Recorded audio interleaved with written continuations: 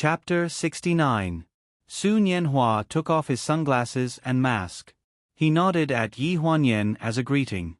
Before he could speak, Yi Huanyan's face had already begun to darken. They hadn't seen each other for 10 years. When did Lu Shen become so shrewd? It was as if a nerve in her brain had suddenly been cut off. All the complaints in her stomach were suddenly swallowed back down. Yi Huanyan looked at his face. At this moment, she felt like she had been fooled. Yan, are you surprised? Are you surprised? Brother Hua came to me for lunch today. I said that I had an appointment with you in the cafeteria. I couldn't leave you alone, right?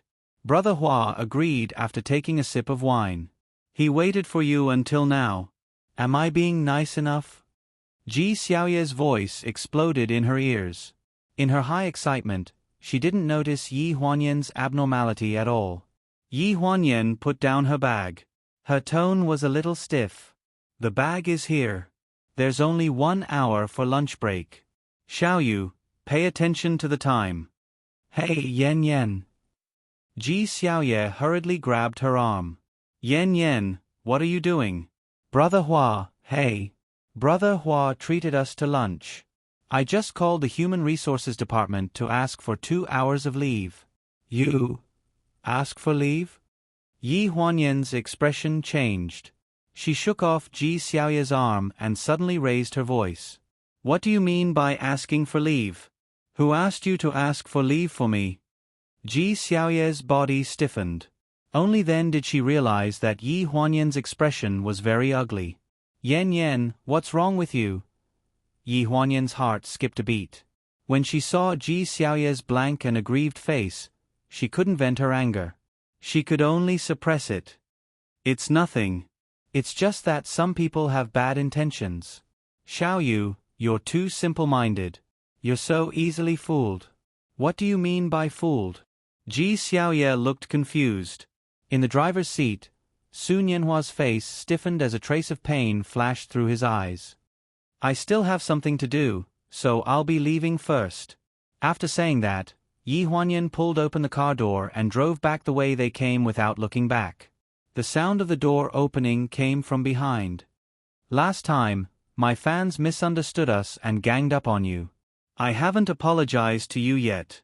This meal is my apology. Don't misunderstand. Su Nianhua didn't care about his identity being exposed. He got out of the car and held the door with a guilty look on his face. Yi Huanyan did not turn around. His voice was cold and calm. Apologize? You've been using my best friend for so long, and only you know the purpose of treating me to this meal. I'm also considered to be in this industry. If you want to do public relations and create hype, forgive me for not being able to accompany you. After the meal, please send my friend back safely. Thank you. She wore 10 centimeters high heels and an elegant office lady suit as she disappeared into the narrow alley. When Yi Huanyan got out of the car, Ji Xiaoye had already opened the door on the other side and was ready to chase after him. However, she was not as fast as Su Nianhua. She was a car's length away from Su Nianhua. Her mind was in a fog as she listened to the conversation between the two people. She held the door and looked at Su Nianhua's lonely face. Her heart suddenly became clearer. Su Nianhua and Yi Huanyan knew each other long ago? Yi Huanyan walked in the alley with a sullen face. Behind him, there was the sound of hurried footsteps approaching. Yan. I said I'm not going.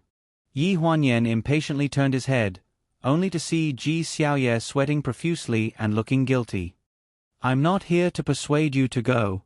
Hua. Su Nianhua has already left. I was wrong. Are you still angry? Ji Xiaoye lowered her head like a frosted eggplant. Yi Huanyan frowned. Looking at her like this, he couldn't get angry no matter how big he was. Forget it. Just this once. As soon as his voice fell, another hand wrapped around his arm. Ji Xiaoye's face changed faster than the weather, which made him speechless. Then can you tell me when you and Brother Hua met? Yi Huanyan's face darkened. He disdainfully pushed away her perverted hand. No. Just tell me. You see, I gave up a good opportunity to have lunch with my idol to chase you. It's considered atonement, okay? What kind of atonement are you talking about? You made me walk for so long in vain. I didn't even get to eat. I'll treat you to a meal, okay? No, I'm not in the mood now. Because of Brother Hua? Because you're too stupid. You're too easily deceived. It's not bad to be deceived by a handsome guy. And I have nothing. What can Brother Hua deceive me? Yi Huanyan was walking to the entrance of the group building. Hearing this, she stopped and rolled her eyes. Ji Xiaoye. Seeing her like a tiger looking at its prey, Ji Xiaoye hurriedly raised her hands to surrender. Okay, I know. Although you deceived me, you didn't suffer any losses, right? Facing Ji Xiaoye's calm admission and unrepentance, Yi Huanyan was helpless. She could only raise her hand, put her index finger to the tip of her nose, and said in a very serious tone, I'm seriously telling you one more time. After you enter this door, don't mention anything about Su Nianhua in front of me. Also, don't tell anyone about Su Nianhua and me. Consider it as me thanking you. Ji Xiaoye was slightly stunned. After a while, she nodded. Okay. Yi Huanyan turned around in her high heels and walked toward the entrance of the group. Ji Xiaoye suddenly realized something behind her. Hey, before you go in, tell me what's going on between you two. Pleasure Group signboard crossed half of the group building, shining brightly under the winter afternoon sun. At the back of the group, on the old road in the old town, where there were few people, the sapphire blue sports car was still very eye-catching. Su Nianhua held the car door and glanced around coldly. Then, he took a deep breath, walked quickly to the southeast corner of the alley, and unceremoniously pulled out a man squatting inside. Give me the camera. The man was in his early 20s. After being discovered by Su Nianhua, he didn't look very nervous. After hesitating for a while, he said, Brother Hua, I didn't take anything. You don't have to look at it. I won't give it to the news agency. Hearing this familiar tone, Su Nianhua frowned and vigilantly said, Who asked you to come? Brother Dolly, didn't we agree? Last time, when the fans were attacked at the concert, it was handled too carelessly. Brother Li asked me to help take more photos and use this opportunity to create some news. Give me the camera. Hey, no. Give me, at the hotel. As soon as Su Nianhua came back, he chased away all the assistants in the room, leaving only his manager Dolly. You're back so early? Are you satisfied with the restaurant? Li Dolly went to great lengths to order the restaurant for Su Nianhua, all for this invitation to the fans. Brother Li, you better explain clearly what this is. Su Nianhua threw the black high-magnification camera on the table, making a loud bang sound. Ouch, be gentle. This is quite expensive. I asked you to explain clearly, what is this? Su Nianhua's face was so gloomy that it was almost dripping water.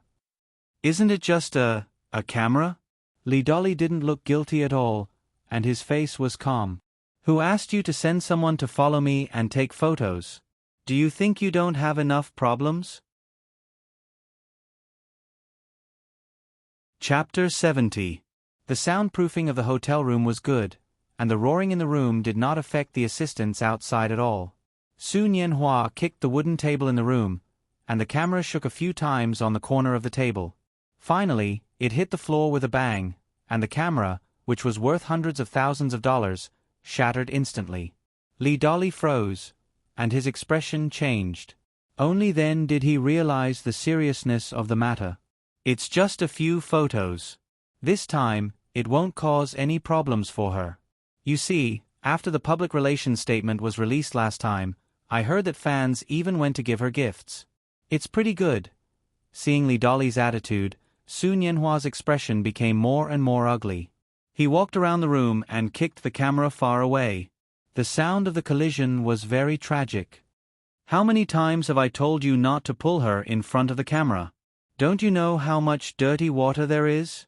Do you not want to work anymore? Yi Huanyan's attitude today was abnormally cold, not only because he used his relationship with Ji Xiaoye to treat her to a meal, but because she was such a sensitive person, she must have noticed the reporters.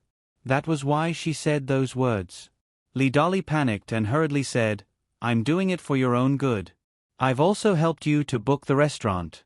You can eat, chat, and make friends. At the same time, you can also stabilize your recent fan base and increase your exposure. Isn't this a win-win situation? You have to think about it." Although the public statement was released and the apology was made, we didn't do anything to show the fans.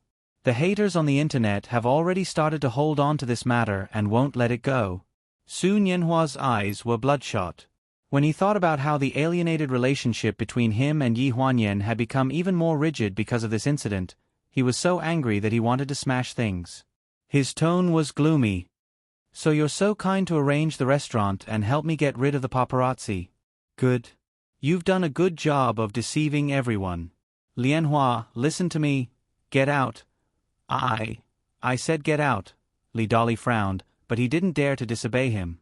He sighed, picked up his bag on the sofa, and walked out of his room. The huge room was filled with all kinds of gifts. Fan cards, flowers, chocolates, expensive musical instruments, exquisite cakes, and endless blessings.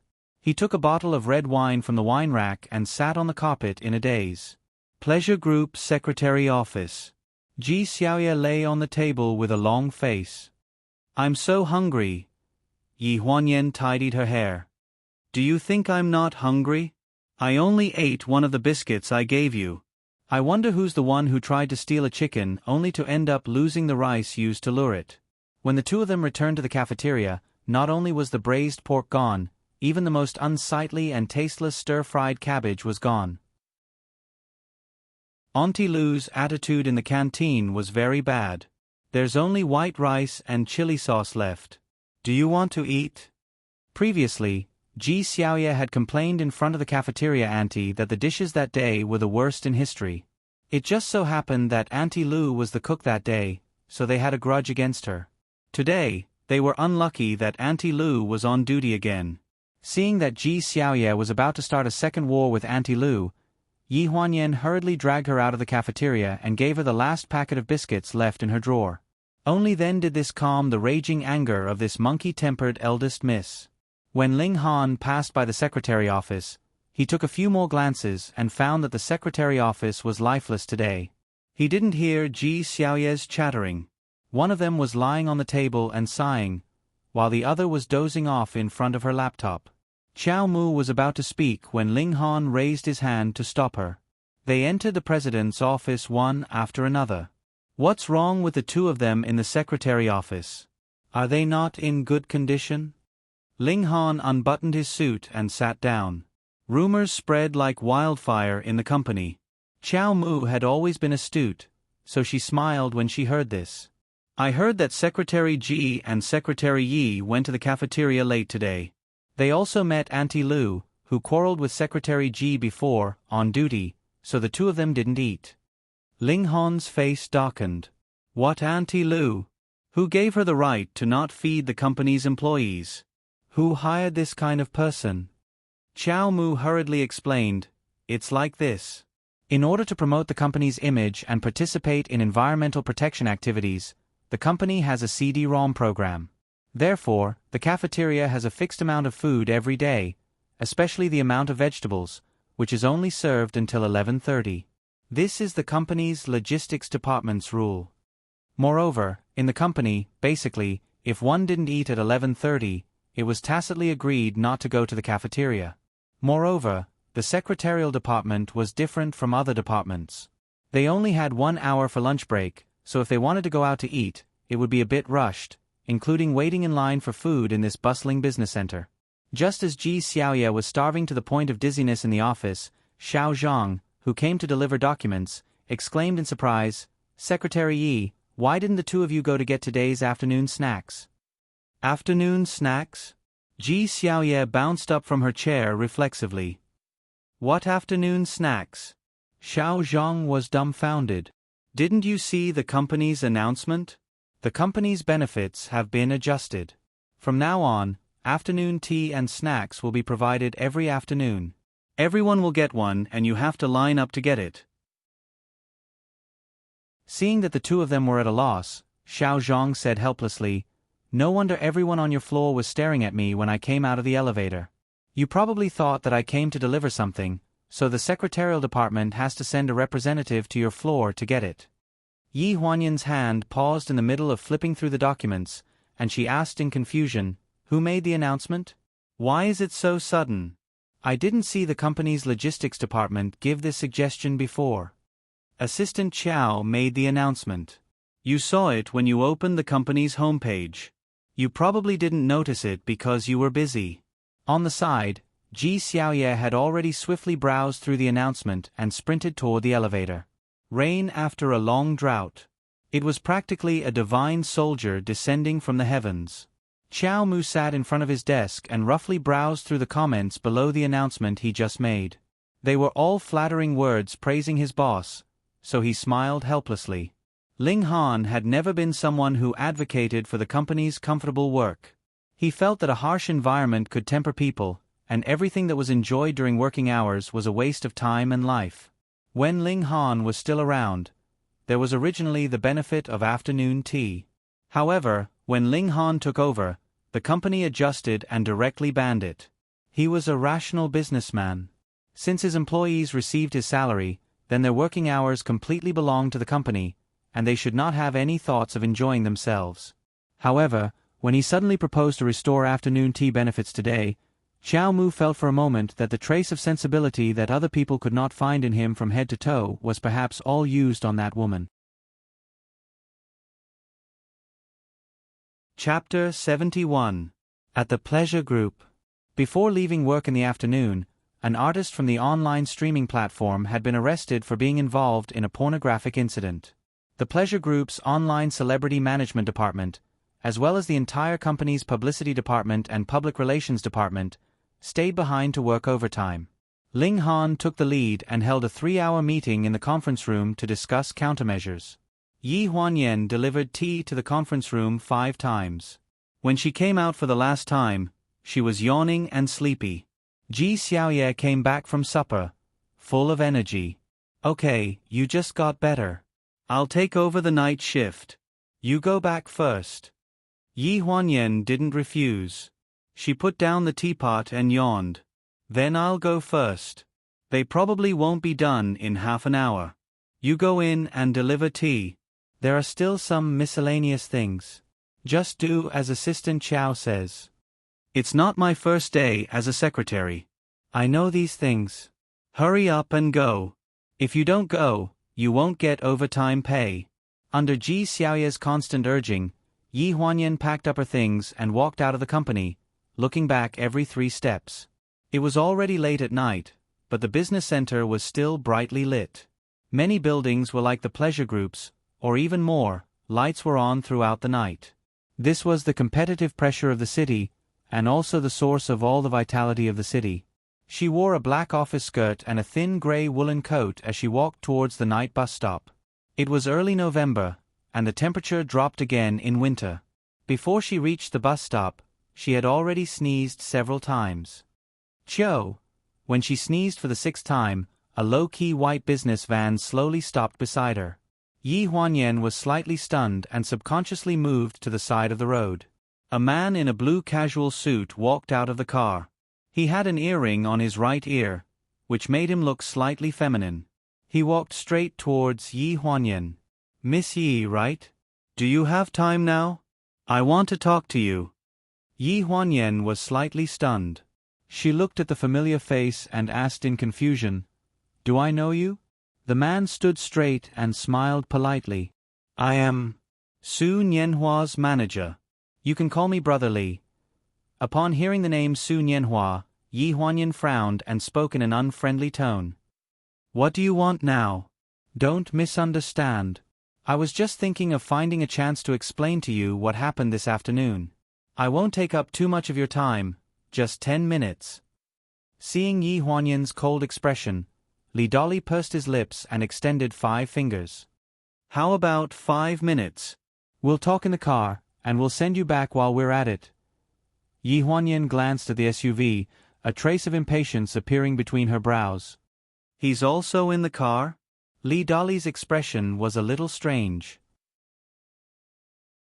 At Brother Hua, after getting into the car, Yi Huanyan finally understood why Li Dali had that expression. The spacious nanny van was filled with the strong smell of alcohol. Su Nianhua was lying in the back seat, unconscious. Beside him was an 4 drip hanging on a hanger. What happened to him? Yi Huanyan's expression tightened. Li Dali closed the door and said helplessly. In the afternoon, he was in a bad mood after he came back. When I opened the door at night, I saw that he was unconscious. I was afraid of alarming the reporters, so I didn't dare to go to the hospital. So, I asked a doctor I know at the hospital to help and put him on an 4 drip. Yi Huanyan frowned and looked at the man lying in the back seat. He had a handsome face, and she could faintly see the pure eyes of the past. The man's sharp edges covered the youthfulness of a teenager, and added a bit of toughness. At this moment, the celebrity that was the center of attention was drunk and unconscious in this narrow space. You looked for me because of this? He was drunk and kept calling your name. I couldn't do anything about it. I also wanted to explain to you what happened in the afternoon. Brother Hua didn't know about the reporters. It was all my fault. I didn't think it through. He really just wanted to treat you to a meal. He was also afraid that you wouldn't come and misunderstand that he had ulterior motives, so he contacted your colleague first. Li Dali's words were like a needle piercing Yi Huanyan's heart. She felt a little sorry for him, but it wasn't unbearable. There were 2 voices in her heart. One told her to leave, whether it was Su Nianhua or Lu Shen, they had nothing to do with her. Don't look for trouble. And another voice was telling her that she had the responsibility to guide others to let go of the guilt they felt toward her. What happened back then, on the surface, she was the one who was hurt the most, but the one who bore the most psychological pressure was Lu Shen. He had broken ties with the Lu family and changed his name. All these years, he had worked his way up to where he was today.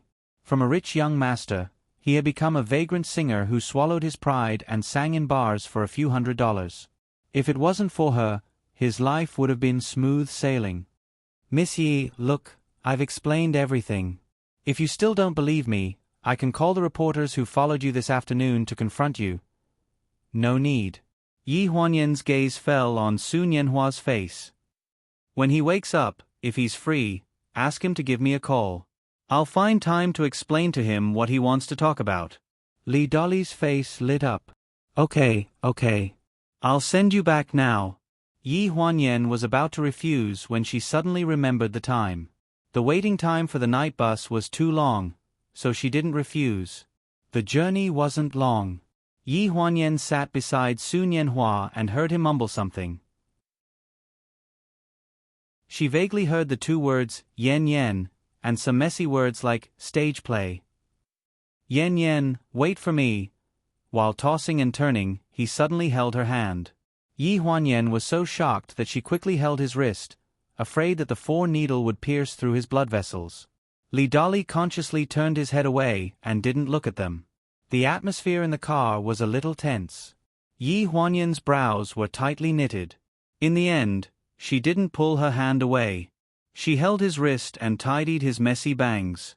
His hair was blue, probably for the stage effect.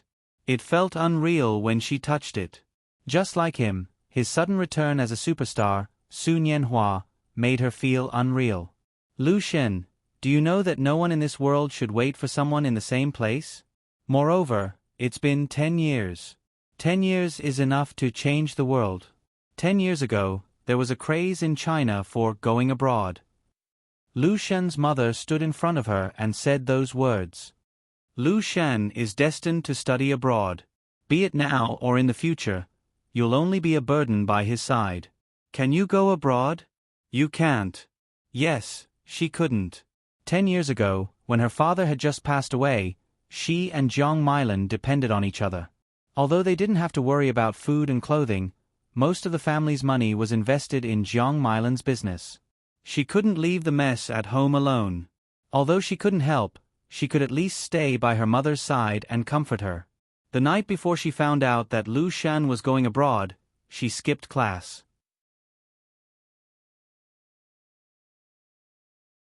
Chapter 72. She skipped a day of class and did nothing. She took out all the pocket money she had saved and hugged the pile of change until the sky turned dark. When Jiang Milan came back, she hugged her in her arms. Her heart ached for her. Yen Yen, don't cry. I've thought about you going abroad.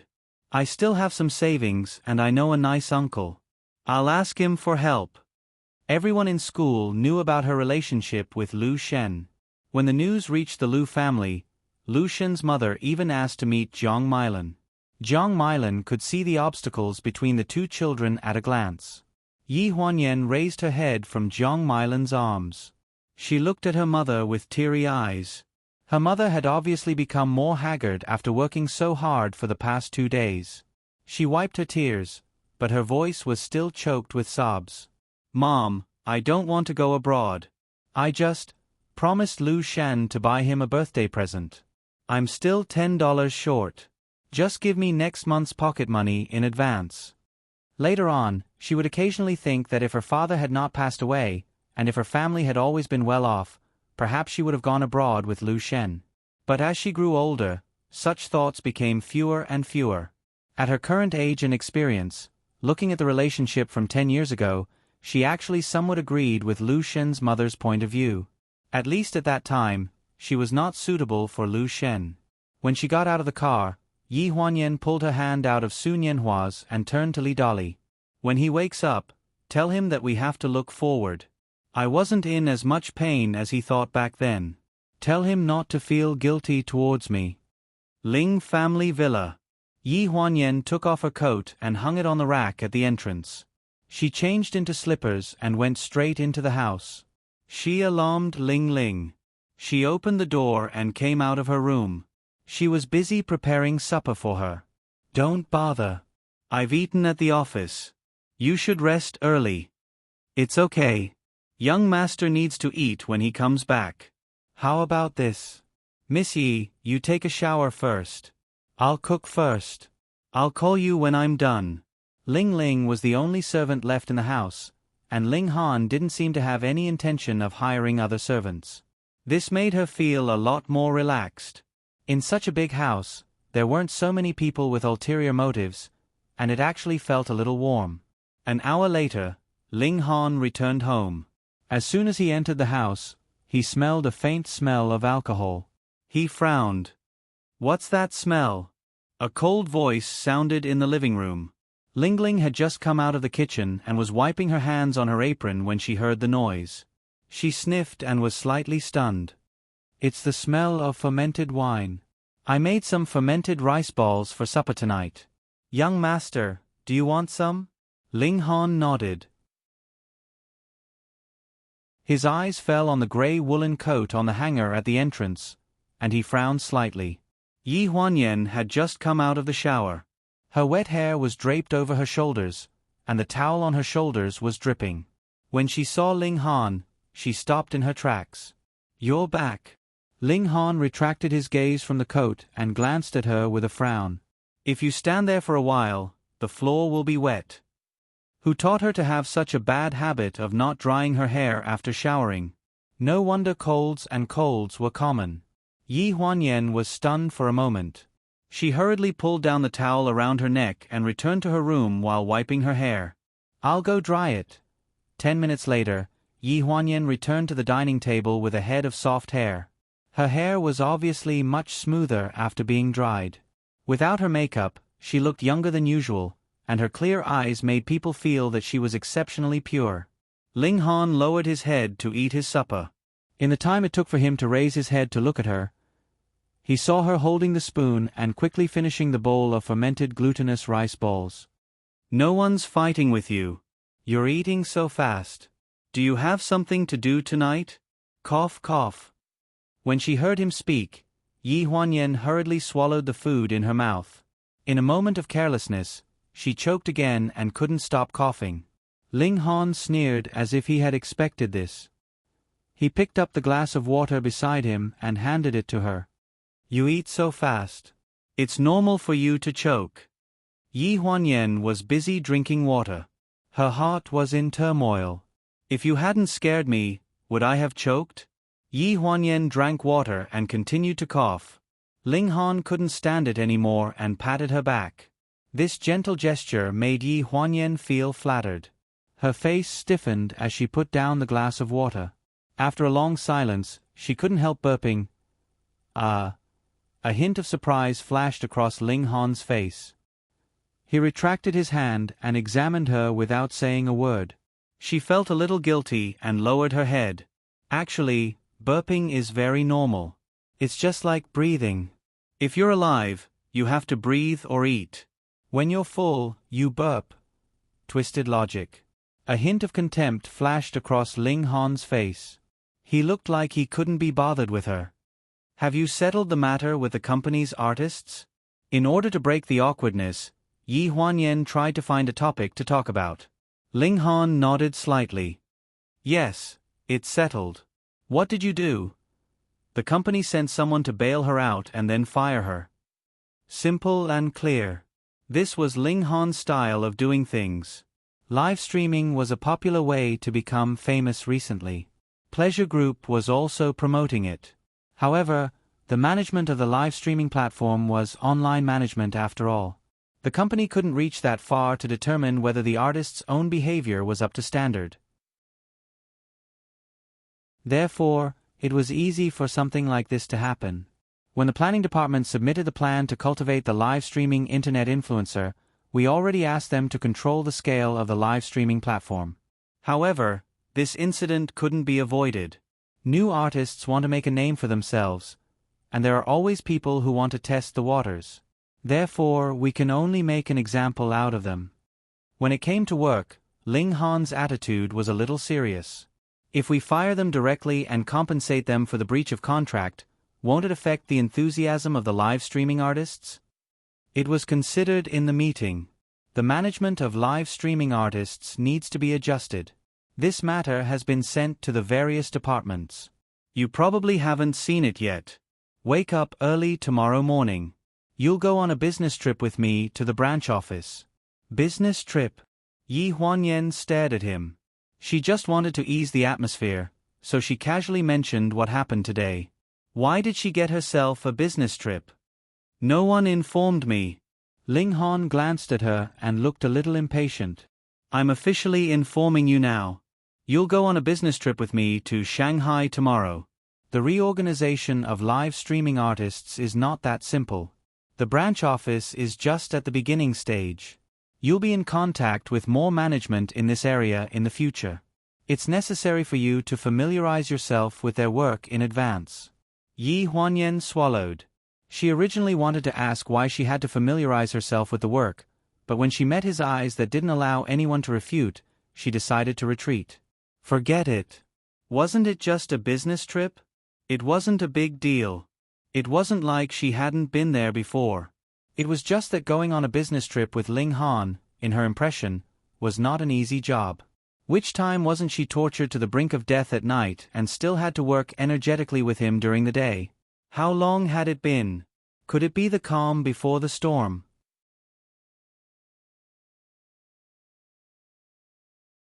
Chapter 73. The next morning, Yi Huanyan set off with Ling Han. Assistant Qiao isn't going? Yi Huanyan stood at the entrance of the garage and watched Lingling put the suitcases into the trunk, but she did not see Qiao Mu. Qiao Mu usually drove when he had to drive on short trips. He has other things to do. Ling Han glanced at her and threw the keys to her. Stop nagging and start driving. I'll drive. Yi Huanyan widened her eyes in disbelief. She got her driver's license in her sophomore year, and she could count the number of times she had driven with both hands. Ling Han actually dared to let her drive? If you're not driving, am I supposed to drive?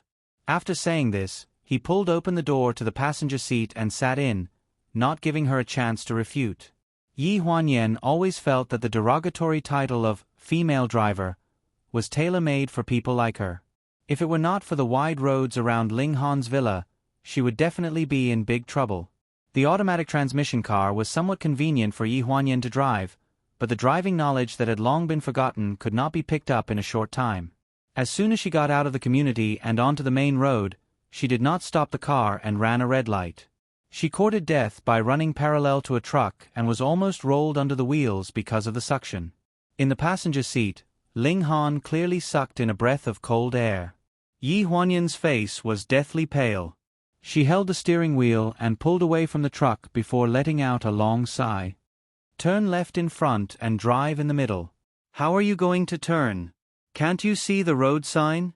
Ling Han could not help but remind her. Turn left with the directional lights. How are you going to turn without turning on the lights? After this trip, I'm guessing you'll lose all your points on your driver's license. Holding the steering wheel, Yi Huanyan's forehead was covered in sweat. The more Ling Han reminded her, the more nervous she became. Get on the highway in front. Pull over. Ling Han took a deep breath. He felt that if she continued to drive, it would be a miracle if the two of them could reach Shanghai alive. Stop the car? Yi Huanyan's body stiffened. She didn't know what she had done wrong again. In a panic, she mistook the accelerator for the brake. The car suddenly exerted force and accelerated toward the toll booth. Step on the brakes. Ling Han roared. He jumped up from the front passenger seat and grabbed the steering wheel that had gone out of control. He turned the car around, and the wheels screeched as they rubbed against the ground. They left 4 white marks on the ground as they smashed into the guardrail. At the last moment, Yi Huanyan stepped on the brakes, and the car hit the guardrail. The airbags burst, preventing the two of them from hitting the glass and getting hurt. Yi Huanyan's head was a little dizzy. In a daze, she felt that she was being pressed under someone's body. Her arms were numb from the pressure. She raised her head and met a pair of dark eyes. There was a flash of panic. Do you want to die? Ling Han roared at her and pushed her out of his arms. His face was ashen. The traffic police on duty rushed over to ask about the situation. A limited edition Maybach had crashed into the guardrail. The entire front part of the car was in a terrible state. Just as Ling Han said, Yi Huanyan's driving license had all its points deducted as soon as it was put into use. After getting out of the car, the traffic police did some simple questioning. After issuing a ticket, they helped call for a tow truck. I called the 4S shop. They said that the repair will take a month. It's getting late now. We have a meeting in Shanghai at 2 in the afternoon, so we don't have time to go back and get a new car. So, Ling Han stood to the side and looked at his beloved car being ruined. His face suddenly turned cold.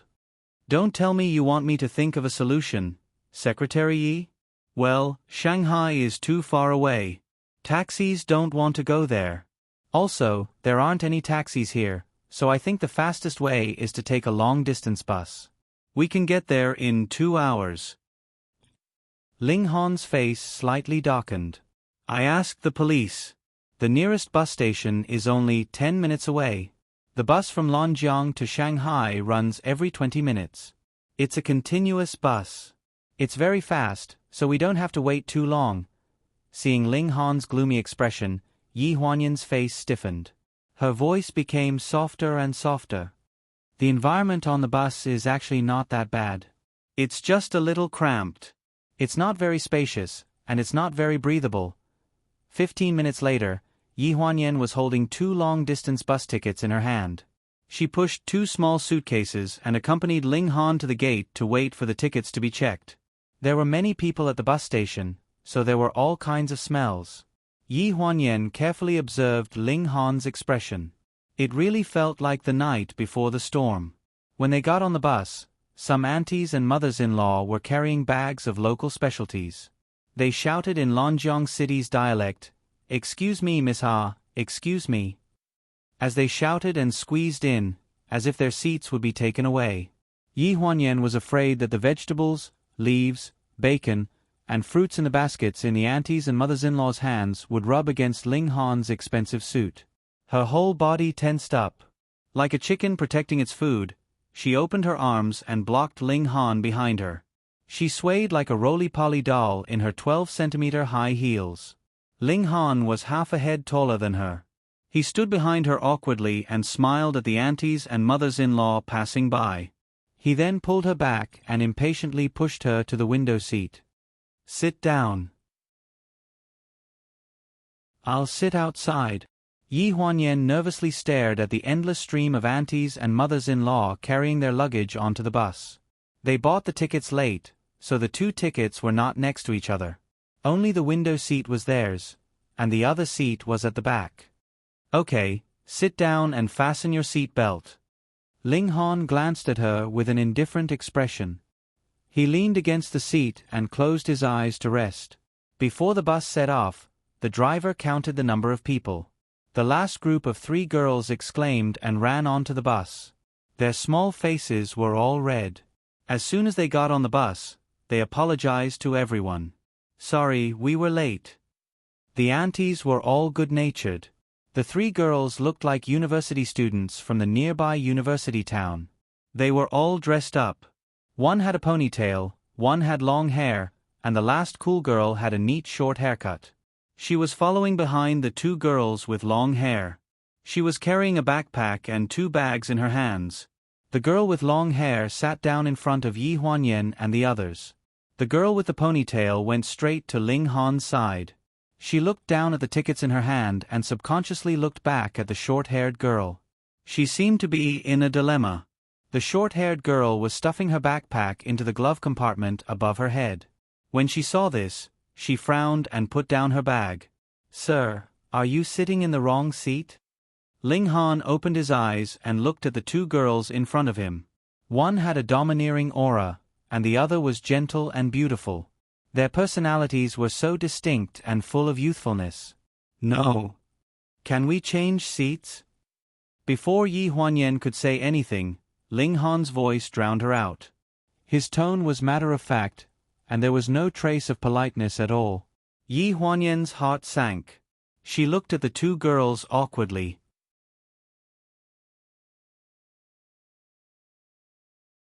Chapter 74. The short-haired girl was obviously unhappy.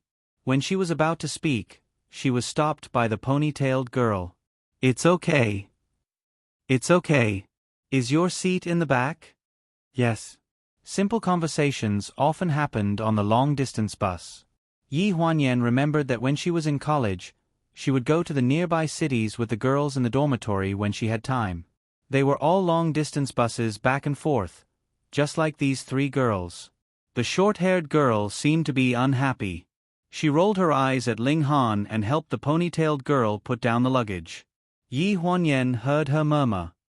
It's fine if you can't walk when you see a good-looking man, but now you're even interested in an old man. Old men. Yi Huanyan felt that her saliva was suddenly choked in her throat.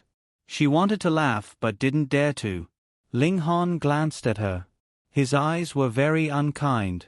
Pfft. Yi Huanyan finally couldn't hold it in anymore and burst out laughing, causing the 2 girls to look at her several times with embarrassed expressions. The ponytailed girl glared at the short-haired girl. When she looked at Yi Huanyan, her face was red. The driver counted the number of people and was ready to start the bus.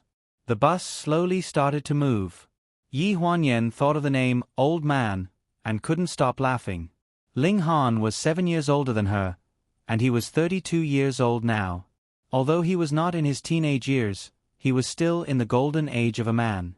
However, in the eyes of these young ladies, he was already an old man. Is it very funny? Ling Han tilted his head to look at her, his expression cold. It's not very funny. Yi Huanyan pursed her lips and tried not to think about the change in his face when he heard the 3 words, old man. The skill of making a black face at that moment was really not something that ordinary people could do. Looking at how she wanted to laugh but didn't dare to, and how she was trying her best to hold it in, Ling Han felt an inexplicable sense of anger in his heart. Old man? Am I old?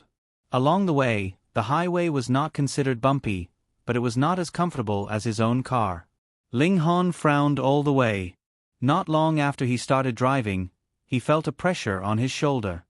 He lowered his head and saw that the top of his head was leaning on his shoulder. He looked like he had fallen asleep. She could sleep like this after driving for less than 10 minutes.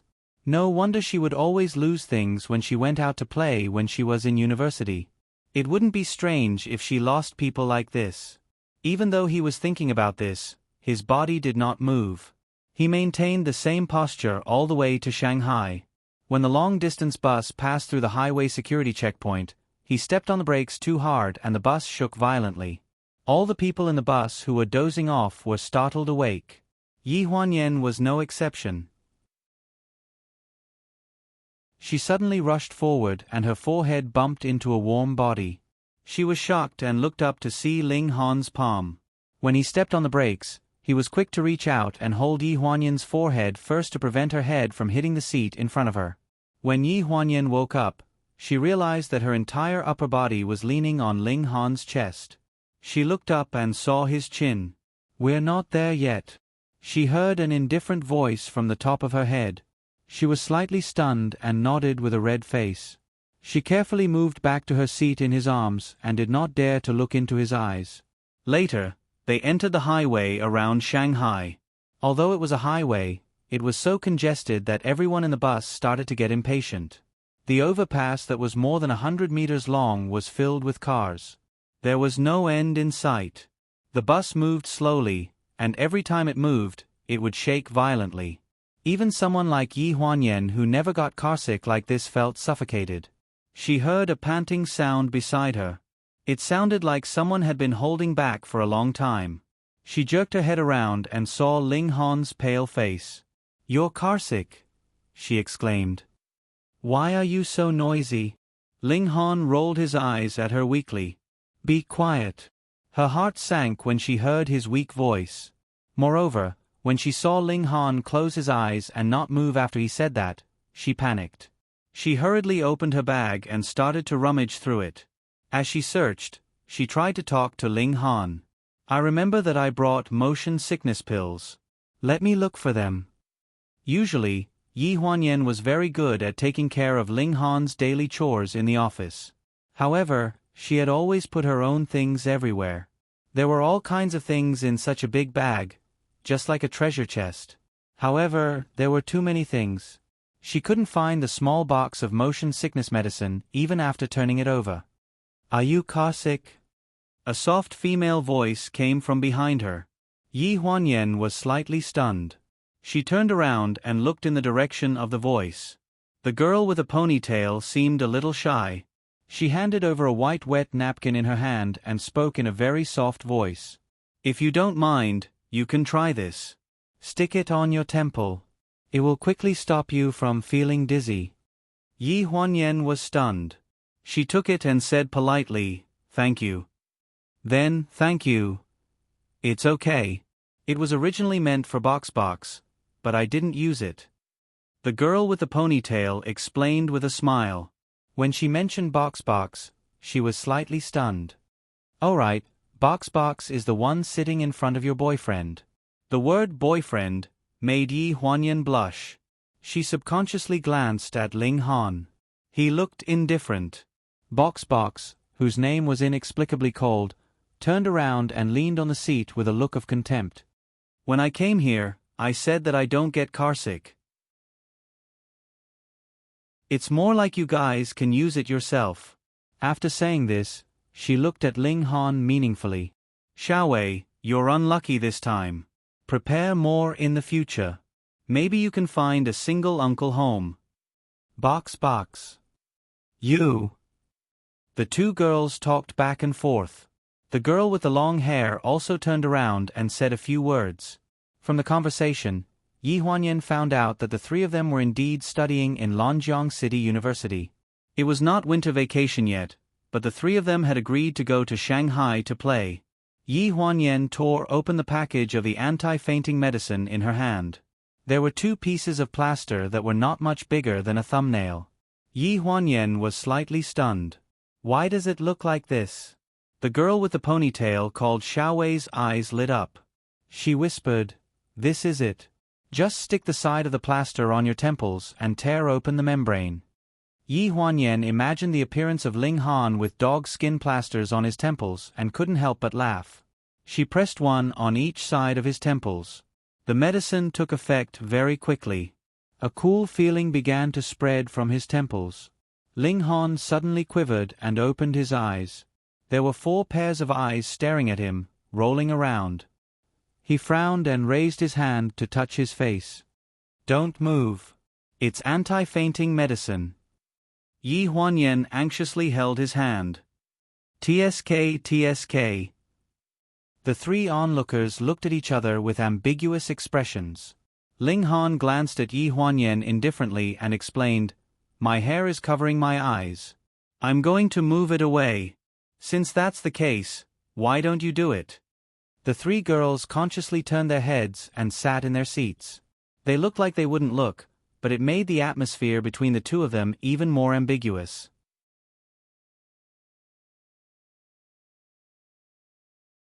Chapter 75. Yi Huanyan's face froze as she hurriedly let go of his hand. However, he didn't continue what he was doing.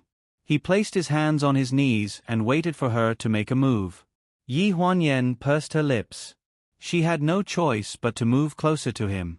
Then she raised her hand and brushed the loose strands of hair on his forehead to the side.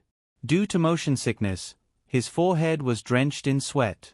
His originally meticulous hairstyle was now a little messy and covered his eyes slightly. The car suddenly jolted violently. Ah! She cried out in surprise. She lost her balance and fell onto Ling Han's chest. A large hand held her firmly by her waist. Her face burned as she tried to get up. However, the car was a little bumpy as it entered the station, so she couldn't break free. Instead, she grabbed onto the collar of his suit jacket. As the car rocked, her entire face was pressed against his bouncy chest. She kept sliding up and down as her face burned fiercely. Suddenly, she heard a muffled groan from above her head. At the same time, her entire body froze as she felt something strange. When she got out of the car, she ran as fast as she could. Using her nimble body, she stepped over Ling Han's legs and got out of the back door. She pulled her two suitcases and ran far away towards the exit, leaving Ling Han alone far behind. The three girls talked and laughed as they got out of the car. After the short-haired girl got out of the car, she stood next to Ling Han and asked suspiciously, Why did your girlfriend leave you behind? Ling Han's lips curved into a playful smile. She sat for too long. Maybe she wasn't feeling well. The estimated 2-hour car ride was delayed by an hour because of the traffic jam in Shanghai.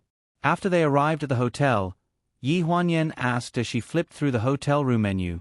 President Ling, it's 12 now. Should we inform them to postpone the meeting at 2 in the afternoon? Ling Han leaned against the sofa with the outline of the afternoon meeting in his hands. His eyes revealed his fatigue as he said flatly, No need. We'll hold it on time. Yi Huanyan hesitated for a moment, but when she saw his serious expression, she swallowed the words in her heart. Yes, I understand. It will take about half an hour for the hotel to prepare lunch. You can take a shower and rest for a while. The person on the sofa nodded, but did not move. After lunch, Yi Huanyan contacted the people at the Shanghai branch office in advance and accompanied Ling Han for a meeting in the afternoon. During the meeting, Yi Huanyan clearly felt that Ling Han did not look too good. She was sitting closest to him and could clearly see the fine beads of sweat on his forehead. The meeting lasted until the evening. Halfway through, they ordered a dinner. When they were putting away the lunchboxes, Yi Huanyan found that Ling Han's portion was barely touched. Xiao Wang, the assistant director of UXIN Media, the branch company in Shanghai, asked Yi Huanyan carefully as she helped to take out the packed lunchboxes. Secretary Yi, is it because the food you ordered is not to President Ling's liking? I don't think President Ling has eaten at all. Seeing Xiao Wang's cautious look, Secretary Yi shook her head. President Ling is not particular about such things when he is working. You don't have to be too stressed. The food is pretty good. Happy Heart Media used to be an online media company. When it was on the verge of bankruptcy due to lack of funds, it was acquired by Ling Han. At that time, Ling Dongming didn't think highly of online media operations and firmly opposed the acquisition. It was Ling Han who defended it and even used the funds that his mother left him. In the end, he bought it in his own name. After the online platform gradually improved, Ling Dongming formally proposed the acquisition to the board of directors of Huanyu Group. The current management of UXIN Media had experienced the company's bankruptcy and acquisition in the past, so they feared and admired Ling Han. Before he came, it was obvious that he had warned his subordinates not to make any mistakes. It was no wonder that Xiao Wang was so concerned. After comforting Xiao Wang, Yi Huanyan looked at the lunchboxes in the trash can with some worry in her heart. When the meeting ended, it was already 9:00 p.m. When the meeting was over, the senior management of UXIN Media looked tired. Someone suggested that it was so late, so they should go out and relax. Everyone had different expressions on their faces as they carefully observed Ling Han's expression. Yi Huanyan frowned and also looked at Ling Han. Shanghai's night scene was well known far and wide. The reason for such a bustling night scene was naturally Shengxiao's alluring nightlife. In the bar's private room, a few hot girls were twisting their bodies in front of the LED screen and holding the microphone as they sang. Their voices were charming and their eyes were blurred. Yi Huanyan could not sit still. She had always hated such occasions, but as his secretary, she had to come since Ling Han was here. President Ling, are you satisfied? This is the most stylish bar in Shanghai. All the girls here are proficient in music, chess, calligraphy, and painting. No matter what you want to talk about, they can talk freely. The person who spoke was the department manager closest to Ling Han. He was slightly plump and not very tall. Yi Huanyan stood in front of him in her high heels, so they were almost at eye level. At this moment, he was probably drinking happily, so his face was flushed and he spoke to Ling Han casually. Ling Han glanced at him with disdain in his eyes. That's it. The manager was slightly stunned and hesitated. President Ling, do you have any other requests? Ling Han held the wine glass in his hand and looked at Yi Huanyan beside him. He said lightly, "What do you think of Secretary Yi?" Yi Huanyan's body stiffened and her face turned slightly pale. Normal people didn't like to be judged by others, especially when it was asked by someone they liked. The department manager wiped his sweat. He did not dare to offend Ling Han, so naturally, he did not dare to offend the secretary beside him. Everyone knew that Secretary Yi had the final say in the headquarters and was second only to one person. Secretary Yi is naturally a top-notch beauty. She has the qualifications and the figure. How do these girls you recruited compare to Secretary Yi? Ling Han's words were getting more and more outrageous. Yi Huanyan stared at him in disbelief, but only saw that his eyes were blurred and he looked like he was drunk. He shook the wine glass in his hand and the ice cubes made a pleasant sound. If you want to talk about being in a favorable position, I only have Secretary Yi by my side. She doesn't know how to enjoy herself as well as you. When he said this, he had a smile that was not a smile. It was as if he was teasing her, as if it was just a code word used to curry favor in the drinking field. The department manager was stunned at first, but then the corners of his mouth curled up into an ambiguous arc. Under Yi Huanyan's puzzled gaze, he waved his hand and called a girl who was singing on the stage over. He whispered something into her ear and that girl pinched his shoulder unhappily and walked out of the private room unwillingly.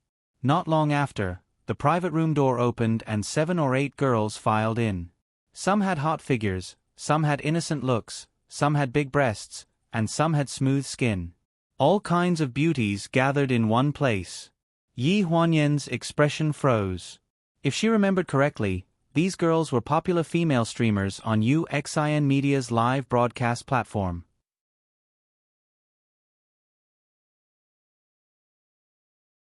Chapter 76. One by one, beautiful women stood on the stage like goods for people to pick and choose. They put on all kinds of different expressions. Some were shy, some were charming, some were bold and hot, and some were shy and pure. The managers in the room who came with them were mesmerized.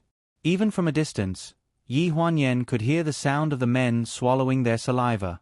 Even Yi Huanyan's eyes were fixed on the pure and lovely face of the famous streamer in the middle.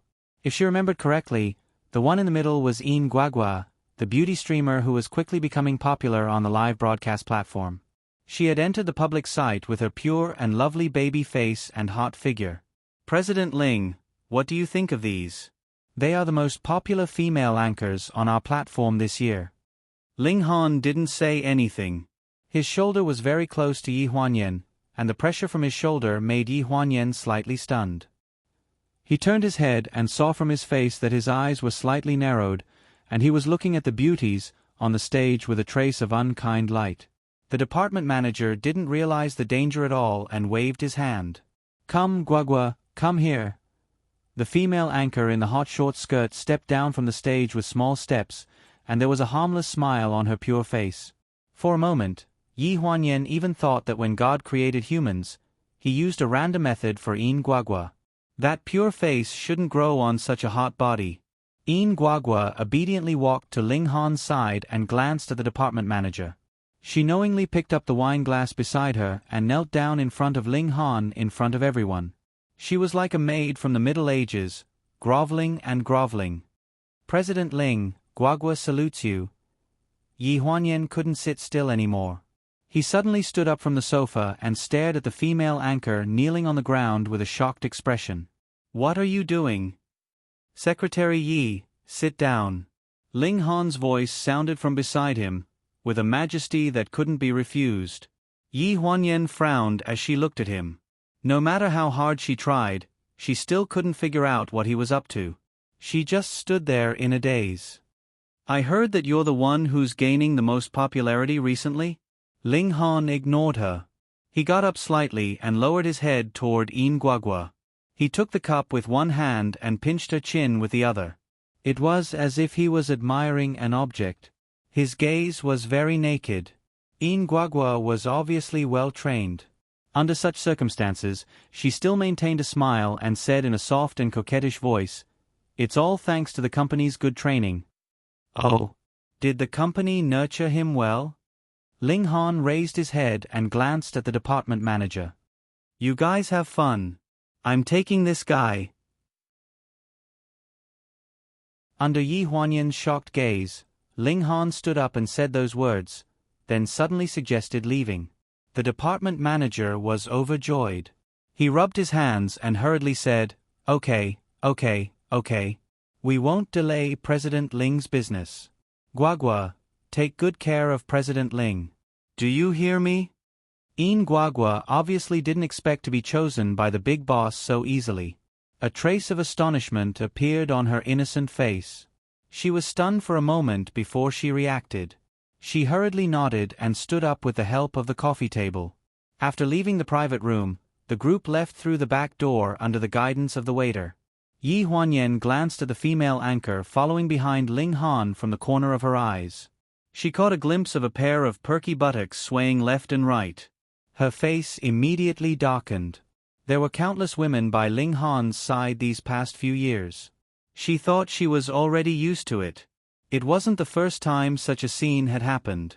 Perhaps it was because Ling Han's pitiful little concern for her during this period of time made her lose her sense of propriety.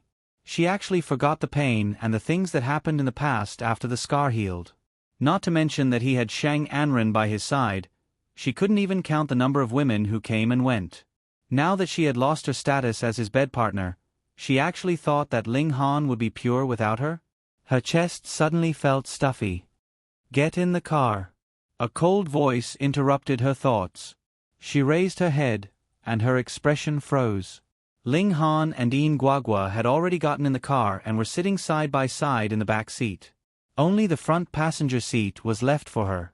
The driver was Chow Mu. Ling Han and his new love, plus her, his former bed partner who couldn't even be considered an old love? Wasn't it too strange? I'm not getting up. I'll take a taxi back to the hotel." Yi Huanyan took a step back. "That's fine."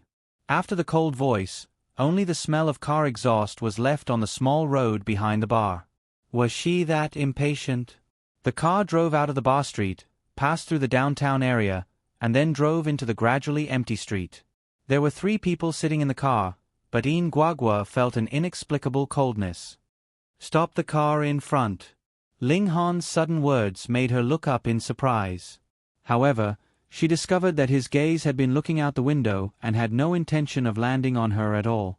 Even without the support of the enormous financial group behind him, his well-defined features and deep-set eyes were still the object of countless women's competition. Yin Guagua secretly swallowed her saliva. For the first time, she felt that tonight's work was not only worth it, but also a sure win. If she could curry favor with this master, wouldn't she be able to eat and drink in the future? Director Ling, it's not easy to get a taxi here. Are you sure you want to stop here? How about I send you to the hotel first? No need. Ling Han's attitude did not allow for refusal. Qiao Mu could only pull over and pull the car door open. Ling Han got out of the car alone. Yin Guagua looked out the window. There was an open park nearby, and her heart suddenly tightened. She inexplicably blushed. Field play? Rich people all like to play a little more exciting. It was not that she had not tried it before, but when she thought about having a night of passion with a man who was like her dream lover, an inexplicable desire arose in her heart. Miss Yin, you don't need to get out of the car. Qiao Mu held the car door and stopped her. Huh? She was slightly taken aback. Director Ling, Qiao Mu looked back at Ling Han. Ling Han brushed the non-existent dust off his arm. He did not look back, but his cold voice was exceptionally austere in the dark night. Go ahead. Ask clearly and settle the matter. There are some people I don't want to see starting tomorrow. Qiao Mu acknowledged and closed the car door. Yin Guagua watched as the man of her dreams rapidly retreated behind the car window. The field play of her dreams flew away before her eyes, leaving only an assistant in the car. She started to panic. You stopped the car. Where are you taking me? Miss Yin, you don't need to panic. I'm just taking you to a quiet place to sit. There are some things that our director Ling needs me to ask you clearly. Why doesn't he ask me himself? Yin Guagua was a bit angry, so her tone was a bit displeased. Because... Contempt flashed through Qiao Mu's eyes.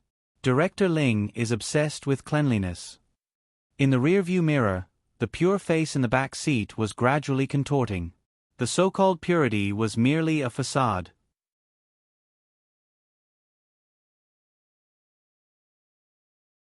Chapter 77. Yi Huanyan walked along the street for a long time.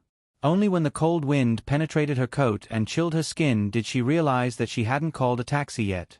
In the night, she laughed self-deprecatingly. This place was at least 5 kilometers away from the hotel. Was she planning to walk back? Yi Huanyan? Just as she called a taxi, a familiar ringtone sounded. It was a certain someone's ringtone. She was stunned and hurriedly looked for her phone in her bag. Hello.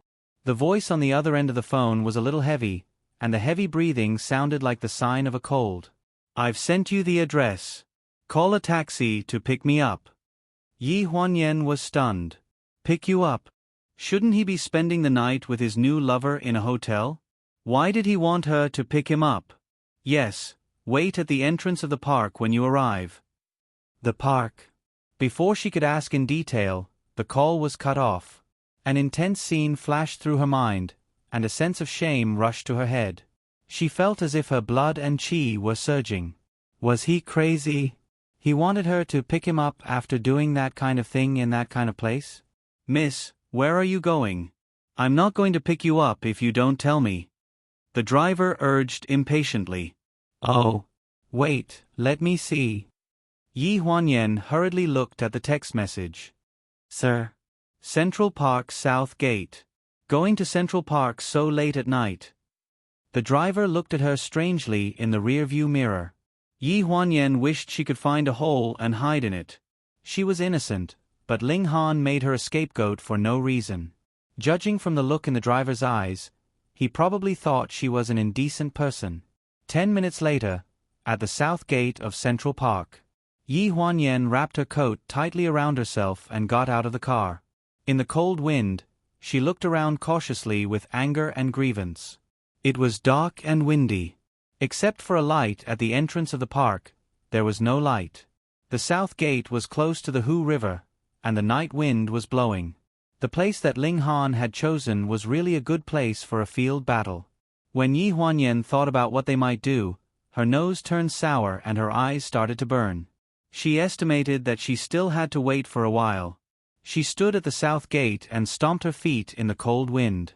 However, she could still rationally calculate the time Ling Han would need to complete his task. The more she thought about it, the more uncomfortable she felt. She kicked a few pebbles near her feet and rolled far away. You're here but you're not looking for anyone. Instead, you're playing with rocks? In the night, a familiar figure walked out from the riverside.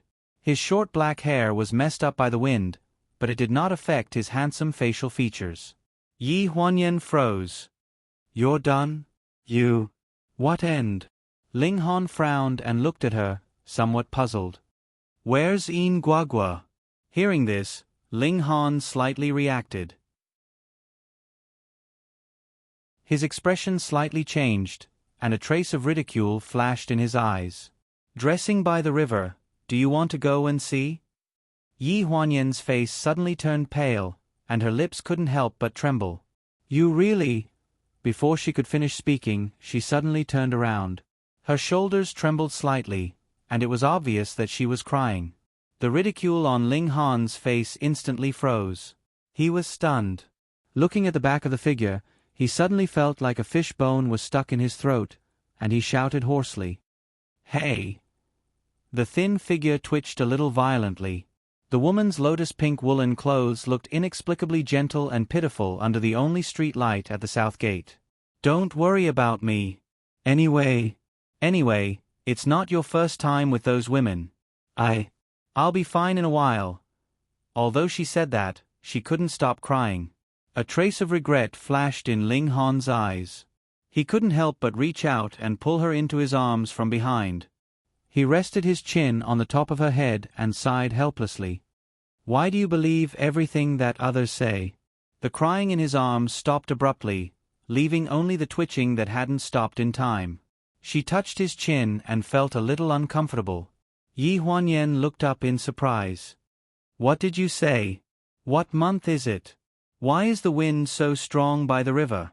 Do you think you can have a passionate night here? What are you thinking? Aren't you afraid of the cold? Yi Huanyan was slightly taken aback. After thinking carefully, it didn't seem very possible. Moreover, she still hadn't seen Yin Guagua. When she came back to her senses, she suddenly found herself in Ling Han's arms. He was hugging her from behind. Although she couldn't see his face, she could feel his heartbeat from behind and hear his even breathing from the top of her head. Her body stiffened sluggishly. Ling Han clearly also felt her stiffening, so he let go of her. He coughed dryly and walked toward the river without looking back. Let's go. It's not far from the hotel. The hotel they were staying at was by the river. It wasn't far from the river. She stood in place for a while. When she saw his back gradually disappear into the night, she hurriedly followed him. What about Yin Guagua? I instructed Xiao Mu to ask her something, so she was taken away. Then tonight's events were all part of your plan? There wasn't any plan. These people at Happy Heart Media think they're veterans of the company and are used to flaunting their seniority. They didn't plan to hide these things from anyone. I just wanted them to lower their guard and have one last night of revelry. Oh, I thought. What did you think? Ling Han looked at her teasingly. It's just a show. You're not jealous, are you? The night was dark, but Yi Huanyan felt like she saw a long-lost craftiness in Ling Han's eyes, just like when he succeeded in teasing her many years ago. She blushed and muttered aggrievedly, Jealous? What right do I have to be jealous? Ling Han was slightly taken aback, and his eyes gradually dimmed. And then? What are you going to do? Yi Huanyan sensed that the atmosphere was off and tried to pull the topic back to the original track. And then, tomorrow. Ling Han suddenly paused and stood stiffly in place while covering his mouth. Yi Huanyan also stopped. Cho. A loud sneeze exploded in the air. Yi Huanyan was stunned.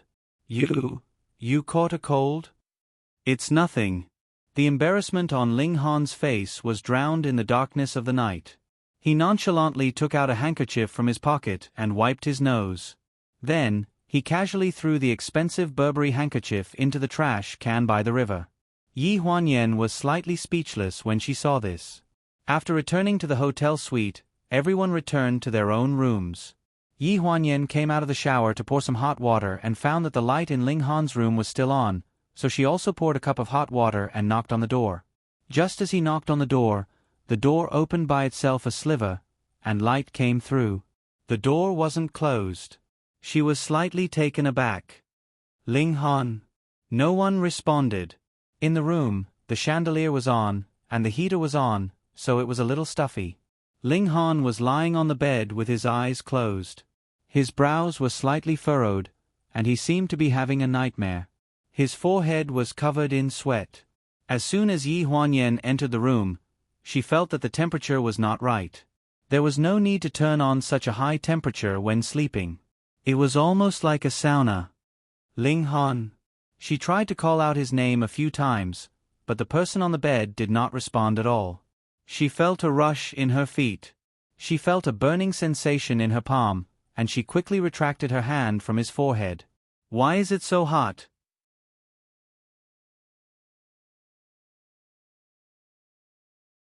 Chapter 78. She had just retracted her hand, and she could still feel the residual warmth on his forehead. Yi Huanyan thought about how Ling Han had gotten carsick in the car this morning. It had been a bumpy ride, and he had been in a meeting the whole afternoon. He hadn't eaten much for dinner, and he had drunk some wine in the evening. How could he not catch a cold and have a fever when he came back with her in the wind? Ling Han? Ling Han? Can you hear me?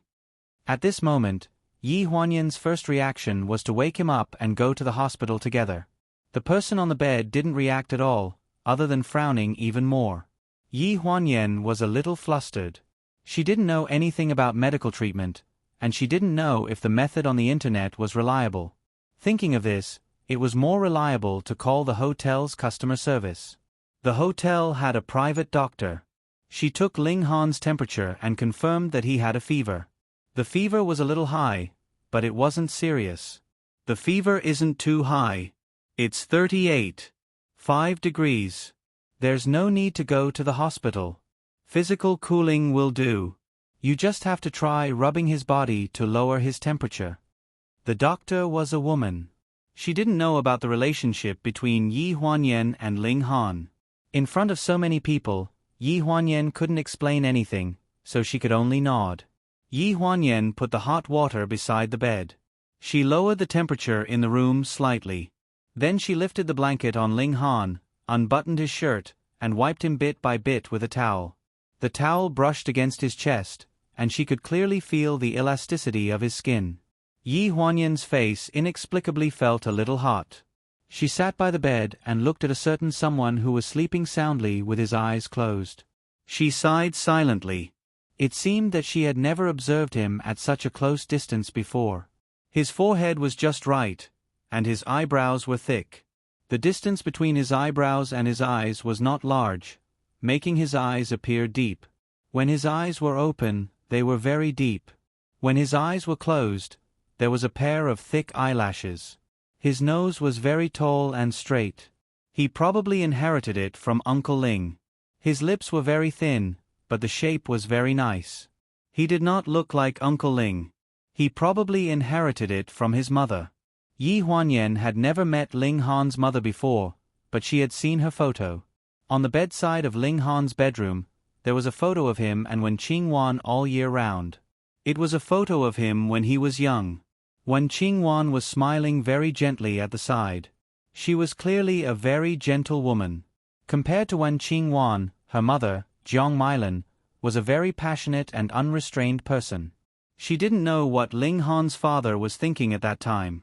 How could there be such a big difference in their tastes? Yi Huanyan's hand held the towel and wiped Ling Han's cheek. At this moment, she suddenly felt very satisfied. With Ling Han by her side, all the unhappiness did not exist. She recalled a lot and also muttered a lot of things in Ling Han's ear. Even though she knew that he was in a daze from the fever and probably couldn't hear, he was sleeping soundly. Like this made her feel very safe. Those things that she wanted to say but did not dare to say usually all came out easily. When I was in my first year of university, I heard that the family relationship showed that two people who were related couldn't get married. At that time, I was very sad. There was even a period of time when I really hoped that my mother would divorce Uncle Ling so that I could marry you. At that time, you always sent snacks to my dormitory. The girls in my dormitory were very envious that I had an older brother. They all thought that you were my biological brother. These things seem to have happened a long time ago. A while ago, when you were especially bad to me, I relied on these things to persevere. I know that I shouldn't have run to Grandma and said that I wanted to marry you without asking for your opinion, but I really don't want to marry someone else. I don't want you to marry someone else either. The long-winded voice gradually disappeared and was replaced by the sound of even breathing. Ling Han slowly opened his eyes and lowered his head to look at the woman who was sleeping on the back of his hand. A trace of pity appeared in his eyes. He carried her to the bed, pulled her into his arms, and covered her with a blanket. The next morning, Yi Huanyan woke up on the bed in Ling Han's bedroom. She got up from the bed and there was no one beside her. There was a soft sound in the living room. She put on her shoes and carefully opened the door a crack. She saw a familiar figure in the living room. The hotel's room service staff left after setting up breakfast. Ling Han's back was facing her and he was talking on the phone. Yes, pleading? No need. I don't plan to see them, and I don't plan to hear any nonsense. That Yin Guagua, get her an agent. Repackage her according to the standards of a proper artist. After the live broadcast, we'll see how the market is like. No need. Attend the morning meeting as usual. I'll be done in about 15 minutes. Drive downstairs and wait for me. 15 minutes? Yi Huanyan was slightly stunned. She lowered her head to look at her pajamas. She couldn't care less about her face. She opened the door and rushed out. Ling Han was still holding the phone in his hand. When he saw Yi Huanyan come out like this, a trace of astonishment flashed in his eyes. However, his tone was still calm. Okay, that's it. After hanging up the phone, Ling Han sized up Yi Huanyan who was standing behind the sofa. The faint smile in his eyes made Yi Huanyan shiver uncontrollably. I'll definitely be done in 15 minutes. She rubbed the back of her head and then rushed into her bedroom. She did not hear Ling Han's words at all. There's no hurry. Looking at the back view that was like the wind, the corners of Ling Han's mouth curved up. The hotel's breakfast unexpectedly tasted good.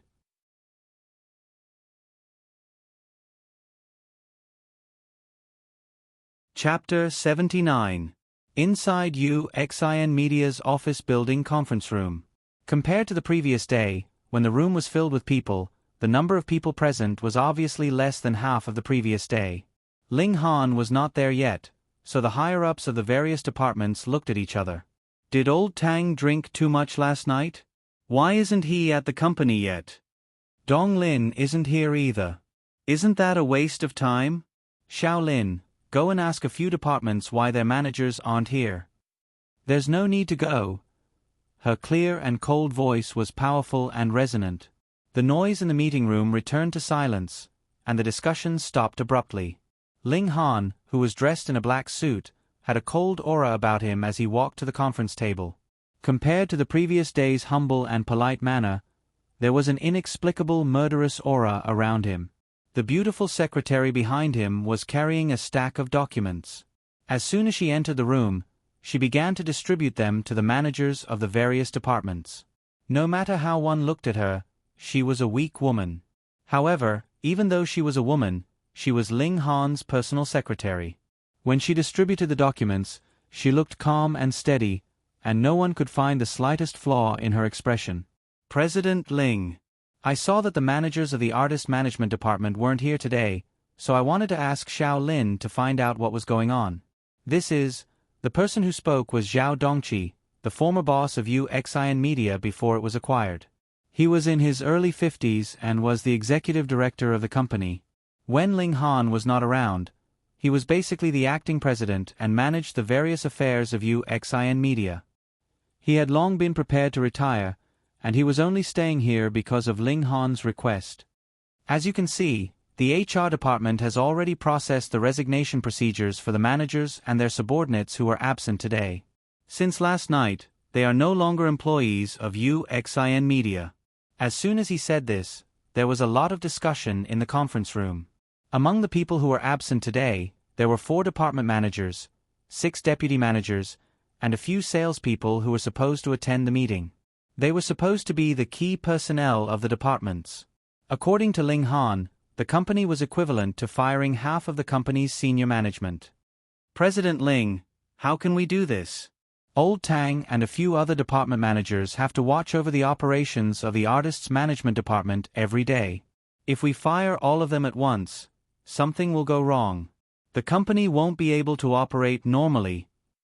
Manager Zhao, Ling Han interrupted him with a cold expression. With these people around, the company can't operate normally, right? Back then, you gave UXIN Media the right to choose the artists on the live streaming platform to cultivate. You were the one who personally promised me that. Why? Have you thought of an explanation for the incident of the host being caught for being involved in pornography? Zhao Dongqi's face stiffened. In yesterday's meeting, Ling Han didn't mention a single word about the anchor's involvement in pornography. After all, the pleasure group was rich and powerful. With a little bit of money, this news could be suppressed. In fact, when Zhao Dongqi first found out that Ling Han was going to inspect UXIN Media in person, he panicked and was so anxious that he couldn't sleep the whole night. Yesterday, he didn't mention this matter and finally felt relieved. But today, this old matter was brought up again. He really couldn't handle it. President Ling, regarding the matter of pornography, I will give you an explanation. But the content of the female anchor's broadcast was definitely not arranged by us. She is not the focus of the company at all. He broke out in a cold sweat. Although he was panicking, he had to consider the company's operations, so he simply braced himself and tried to persuade him. But you still have to be careful about the dismissal of the department manager. President Ling, this is not a child's play. A child's play? Ling Han curled the corners of his mouth and smiled coldly. He suddenly raised the volume of the document in his hand and slammed it on the table. Not the focus of the company. It's because the focus of the company has climbed into the bed of the department manager that these female anchors, who have no future, are forced to take risks. Manager Zhao, why don't you take a look for yourself? Zhao Dongqi was stunned. He lowered his head and looked at the unopened document. When he opened it, there was only confusion in his eyes. After flipping a few pages, his body swayed and he fell into the chair with an embarrassed expression. Yi Huanyan stood behind Ling Han with a pitiful look in her eyes. After all, Zhao Dongqi was old. Many things in the company were handled by the people around him. It was these so-called people he trusted who played tricks under his nose. The female anchor who was involved in pornography was not considered an internet celebrity. The number of fans could only be said to be above average. After the incident, Yi Huanyan handled this case. She was surprised to find that the female anchor involved in the incident was very good-looking. Compared to the face of all the internet celebrities, she was really a fresh stream. Her dancing and singing skills were all online. Although she often talked about pornography in the live broadcast, there had never been such an incident before. If she hadn't been taken away by the police during the live broadcast, she probably wouldn't have appeared at the pleasure conference. In the conference room, there were many people flipping through documents. Ling Han glanced at Yi Huanyan. She understood and took out the prepared recording pen to play it in the conference room. Anyway, after today's broadcast, I won't be in this line of work anymore. I can't make much money, and I have to look at people's eyes every day. It's convenient for those shameless old B** stars in the company. Why don't I give back to the otaku fans who raised me and gave me food? At least I have a clear conscience. This was the first time Yi Huanyan heard this recording, but it was the first time she heard someone talk about selling her body in such a dignified manner on the live broadcast platform. Her face was full of surprise. However, this female anchor said in the recording that she didn't make much money. This was true. The share of rewards between the company and the anchor was basically 30 to 70. The company took 70%, and the live broadcast platform management fee took 10%. Only 20% was left in the hands of the anchor. In addition, the company used the rewards for publicity, which meant that the internal staff's rewards were not included. Aside from that, the top 10 most popular anchors on the live broadcast platform earned about 100,000 yuan a month. Yusin Media had more than 1,000 online artists, but only 10 to 20% of them could be promoted to the top. Even the top anchors could only earn that much, not to mention those who were unknown and invisible. Company subsidies? There's such a thing? I've been in the company for almost a year. I've only heard that those old B** stars in the company who sleep with the surname Tang get subsidies, but I've never heard of any other sisters getting any subsidies. We all get our share of rewards, and it's only enough for our basic living expenses every month. What about the company's public live broadcast room? Although the voice was edited, Yi Huanyan still recognized Qiao Mu's voice. That was why Qiao Mu didn't come to Shanghai with them. At that time they split up. We do have that, but we don't have the right to use it, so we can only set it up at home. The company's well-decorated live broadcast rooms are specially for them. The conference room was silent, and everyone lowered their heads to listen to the recording silently. They had been in the company for so long, so it was impossible for them not to know about these things. Most people felt that it was better to avoid unnecessary trouble, so they simply turned a blind eye to it. After all, it was all consensual. Yi Huanyan put away the recording pen and said solemnly, "This is the recording of the female anchor involved in the incident."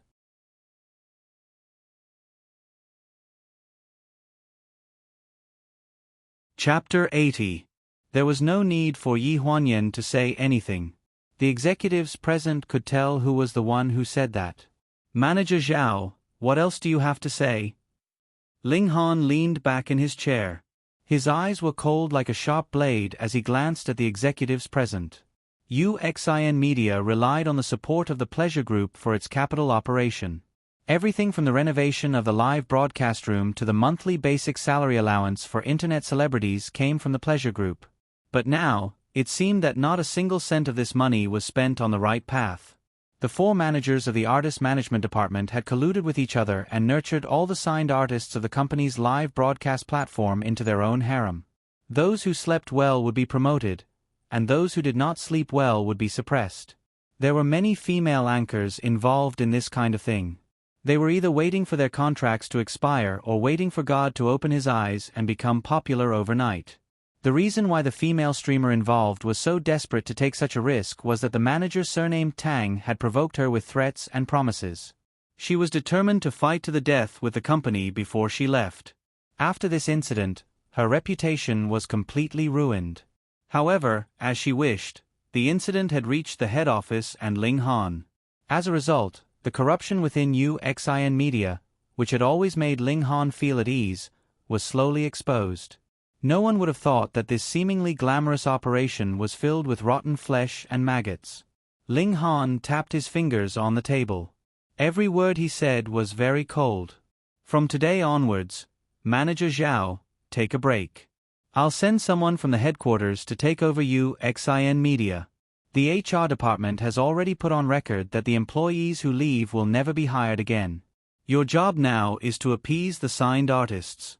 I'll send someone to supervise and select a batch of key training targets for this year. I don't want this kind of thing to happen again." No one dared to refute Ling Han's decision. In fact, according to his previous behavior, even if he dismantled the entire company, it was not impossible for him to return the funds to the headquarters. In Yi Huanyan's eyes, this was already lenient.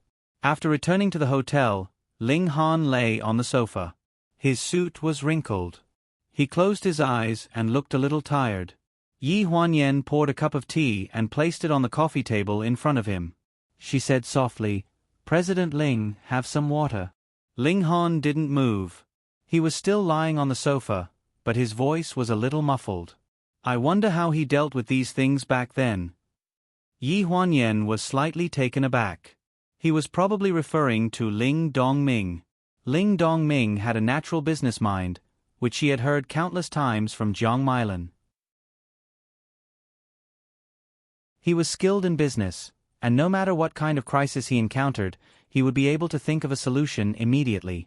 Furthermore, his temper was very gentle, as if she had never seen him anxious before.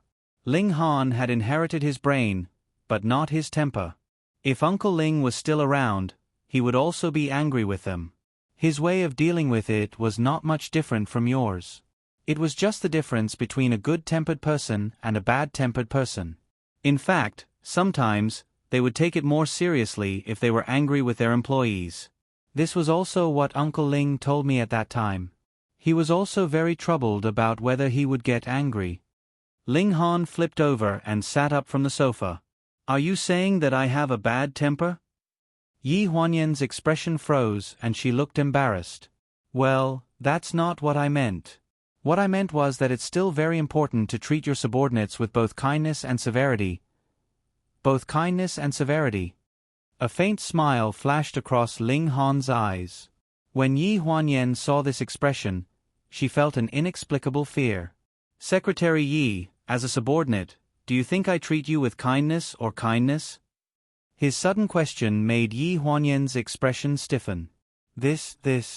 I think it's just right. Thinking about Ling Han's current mood, Yi Huanyan swallowed her saliva. She felt that it was better to leave. She stood up and walked towards the door of the suite. Well, I'll ask the hotel if there's any milk. It'll help me sleep better. Yi Huanyan. His voice came from behind her. She stopped in her tracks and couldn't help but freeze on the spot. What do you think about starting over? Her heart seemed to contract violently at this moment, as if she was suffocating. Then, that sentence began to circulate in her mind without limit. Her heart began to beat wildly, as if it was going to jump out of her chest. She couldn't suppress her emotions. She stood rooted to the spot with her back facing Ling Han. She wanted to turn around but didn't dare to. She was afraid that when she turned around, she would see the playful smile on his face and the sarcasm of success. Ling Han stood behind her, a rare warmth floating in his deep eyes.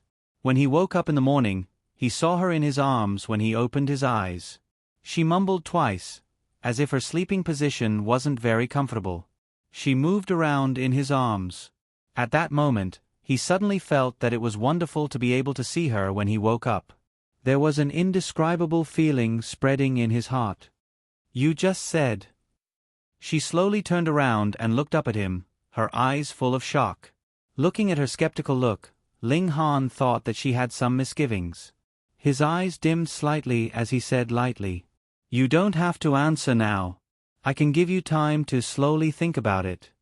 There was still a long way to go. He had a lot of time to slowly wait. When Ling Han said this, Yi Huanyan's heart was filled with mixed feelings. It wasn't a dream, it was reality.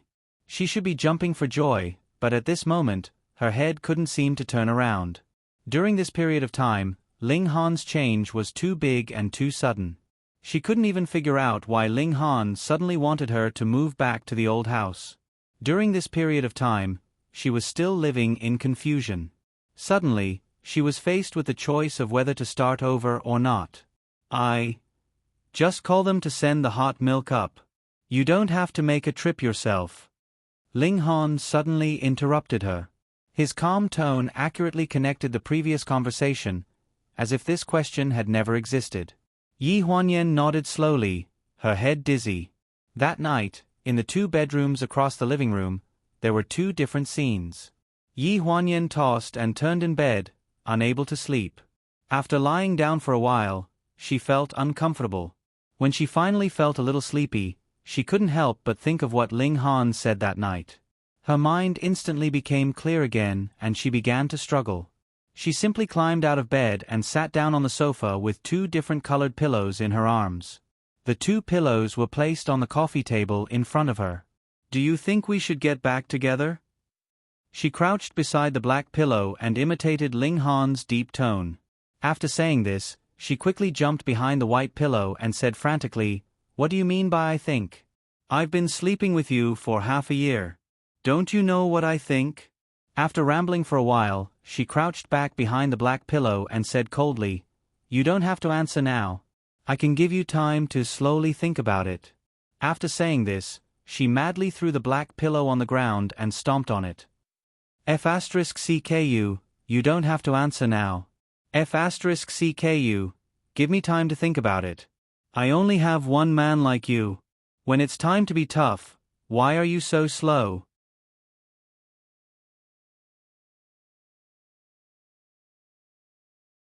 Chapter 81. While Yi Huanyan was going crazy in her room, the atmosphere in the opposite bedroom was very peaceful and harmonious. The light at the bedside was turned on just right, and the black curtains were drawn tightly. A distinct and well-defined face peeked out from under the sheets. His breathing was even, and it was rare for him to sleep soundly for more than half a year. The next day, Yi Huanyan got out of bed with a pair of panda eyes and applied 2 thick layers of powder in front of the mirror to barely cover them. However, she was still a little sickly and was clearly not in good spirits. The resignation of the 4 department managers of Yusen Media was indeed a very shocking matter. After all, it was not a normal resignation, and they did not even go through the most basic handover procedures. If it was someone else, they might not have the courage as Ling Han did. Ling Han did this because he felt that it was just a small piece of Pleasure Group's grand territory, and it made no difference to him whether it was there or not. However, Yi Huanyan knew how important Yusen Media was to Ling Han. If he really did not care, he would have directly closed down Yusen Media when he found out about the internal corruption. Since someone had left, someone had to replace him, and it had to be someone he trusted the most. Therefore, Ling Han's assistant, Chao Mu, became the most suitable candidate. Chao Mu and Ling Han had graduated from master's degree at the same time and returned to the country. After so many years of friendship, they were more like good friends than superiors. If you leave assistant Chao here, who will do the assistant's work when you go back?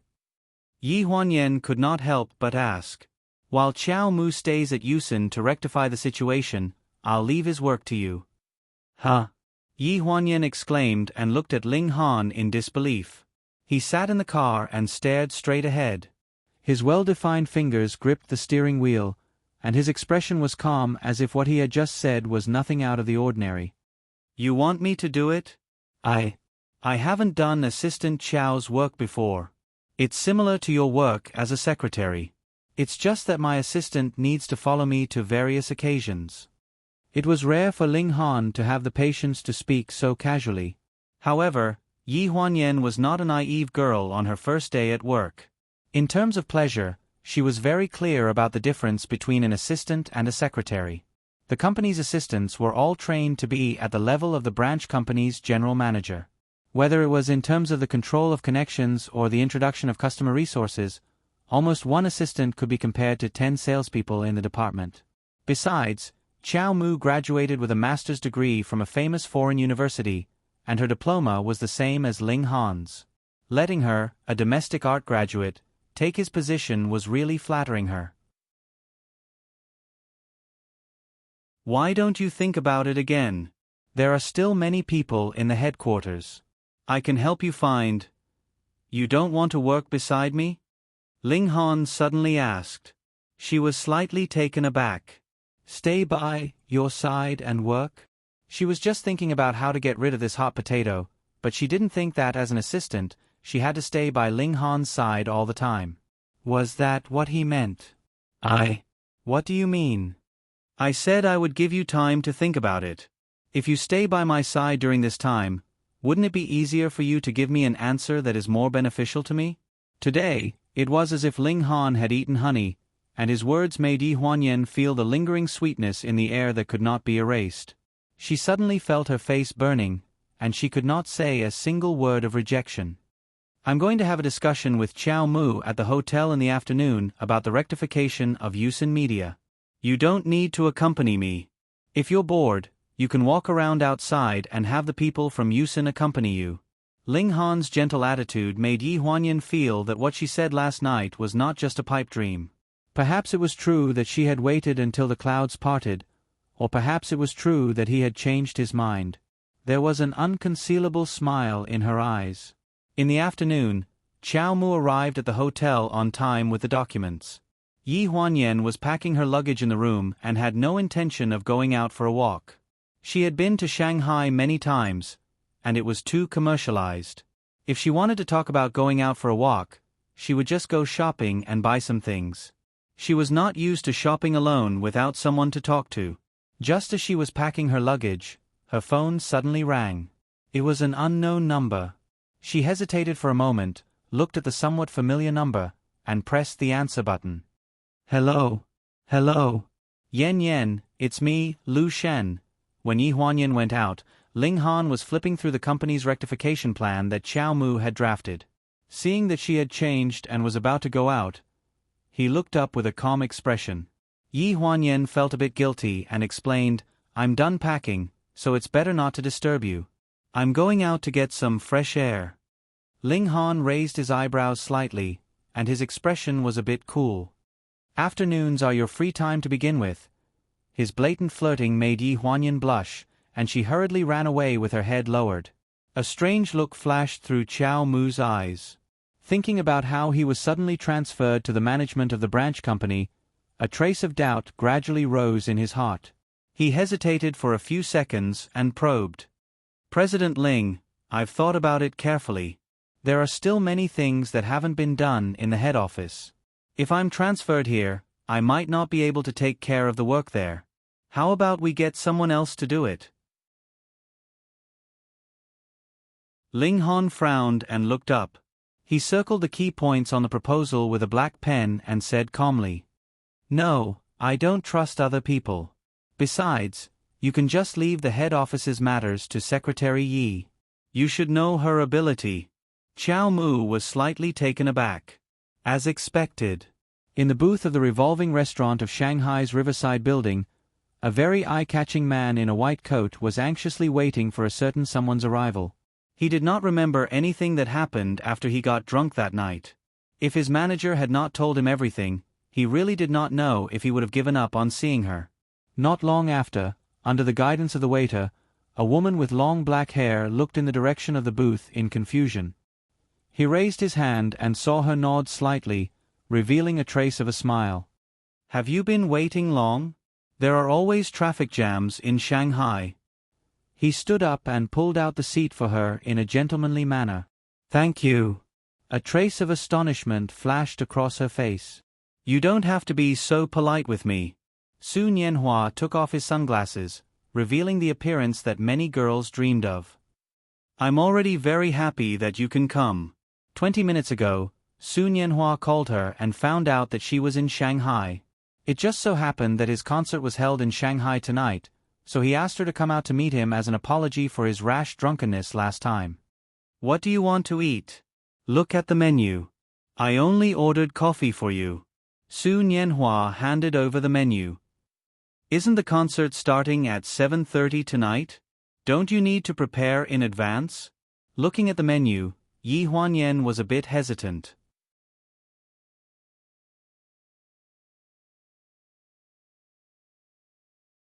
Chapter 82. It's okay. We've already rehearsed. It's still early. Su Nianhua looked a little uneasy. Looking at Yi Huanyan's expression, he seemed to be in a difficult position. You've had lunch, right? Let's order some desserts. This shop's desserts are not bad, and the environment is not bad. Yi Huanyan actually wanted to end it early and go back to rest. After all, with Su Nianhua's current popularity, he could be recognized at any time on the streets. She had experienced such a storm once, and she did not want to experience it again. However, seeing how careful he was, she could not bear to see him like this. Okay, then let's order desserts. She had not seen Lu Shen for 10 years. Now that she could sit here quietly and eat something, even she felt that it was very magical. Brother Li told me about what happened when I was drunk. I'm really sorry. Brother Li even went to look for you. Did he cause you any trouble? It's nothing. I got off work at that time, and he sent me home. He couldn't get a taxi, so he did me a favor. You got off work so late? Su Nianhua was a little surprised. Yi Huanyan was stunned, as if she did not know how to explain. It's not convenient to say this, right? He thought that this topic involved some privacy, so he quickly changed the topic. Oh right, your best friend, Xiao Yu. Actually, I really did not mean to use her. She's a very cute girl, and she's also my fan, so I don't mean any harm to her. If you mind, I won't be in contact with her in the future. He used to be a man of few words, and compared to Ling Han now, he did not know much. The reason why he rambled on like this was because he was nervous. Yi Huanyan took a sip of coffee and was a little uncomfortable. Lu Shen.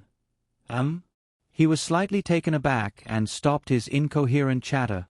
Actually, you don't have to deliberately find a topic to talk about.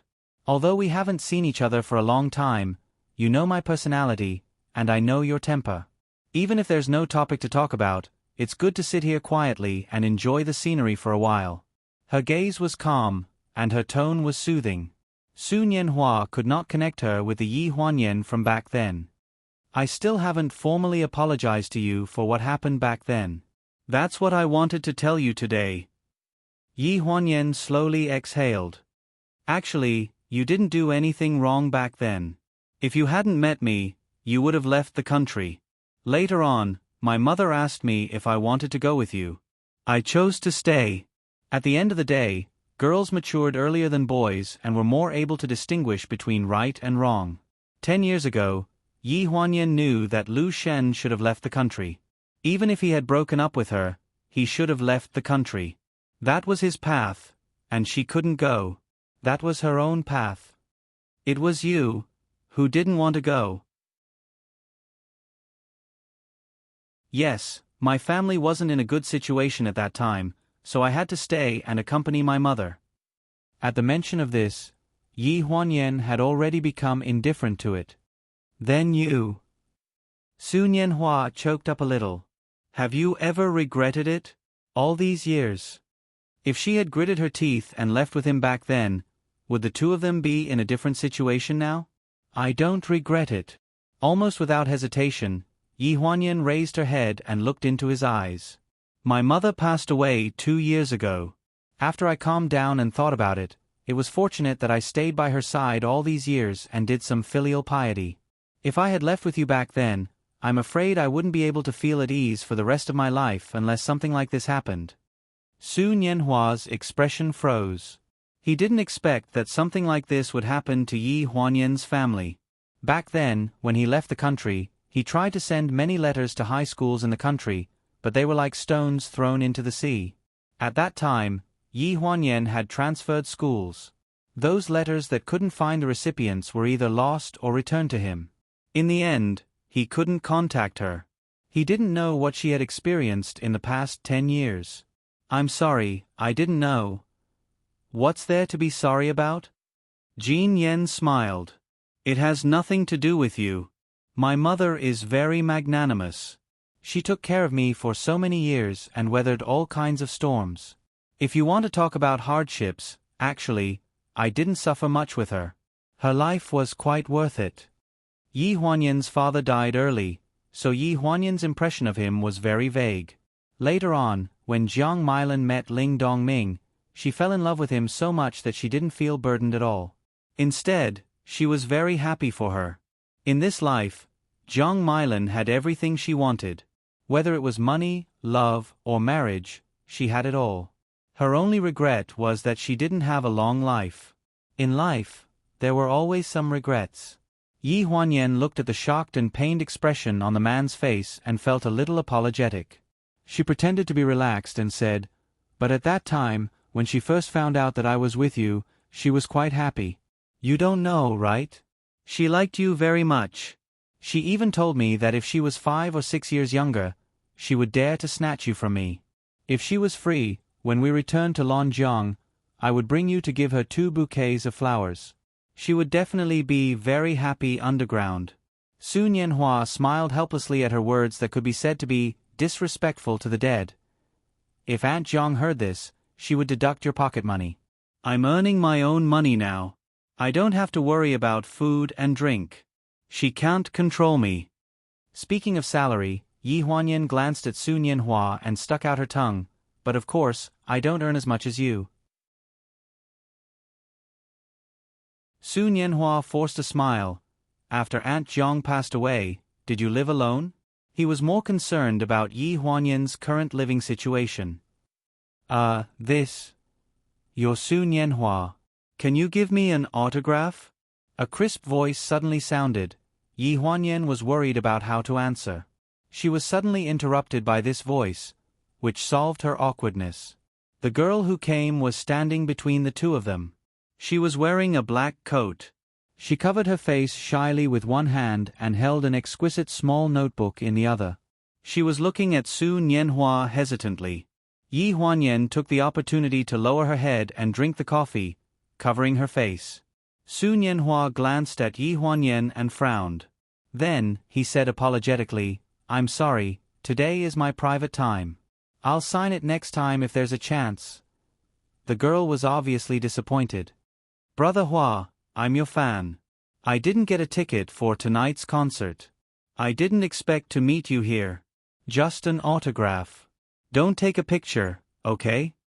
Little girl, if you do this, why don't you sign it for her?" When Yi Huanyan thought about her best friend who was obsessed with idols, she couldn't help but speak up for her little girl. Su Nianhua looked at her in shock. In the end, under her expectant gaze, he helplessly took the notebook from the little girl's hand. He flipped to a page and signed his name. "Thank you. Do you need me to take a picture for you?" Yi Huanyan took the initiative to ask, completely ignoring Su Nianhua's shocked expression. The little girl was obviously at a loss. She trembled and said, Can I? Yi Huanyan's questioning gaze fell on Su Nianhua. His face stiffened and he nodded helplessly. He silently cursed in his heart. "You already said it's okay. Do you want me to embarrass you here?" At this moment, he suddenly felt that Yi Huanyan was still the same as 10 years ago. She loved to tease people, liked to make decisions on her own, did things regardless of the consequences, and always acted bravely for justice. She was still as cute as before.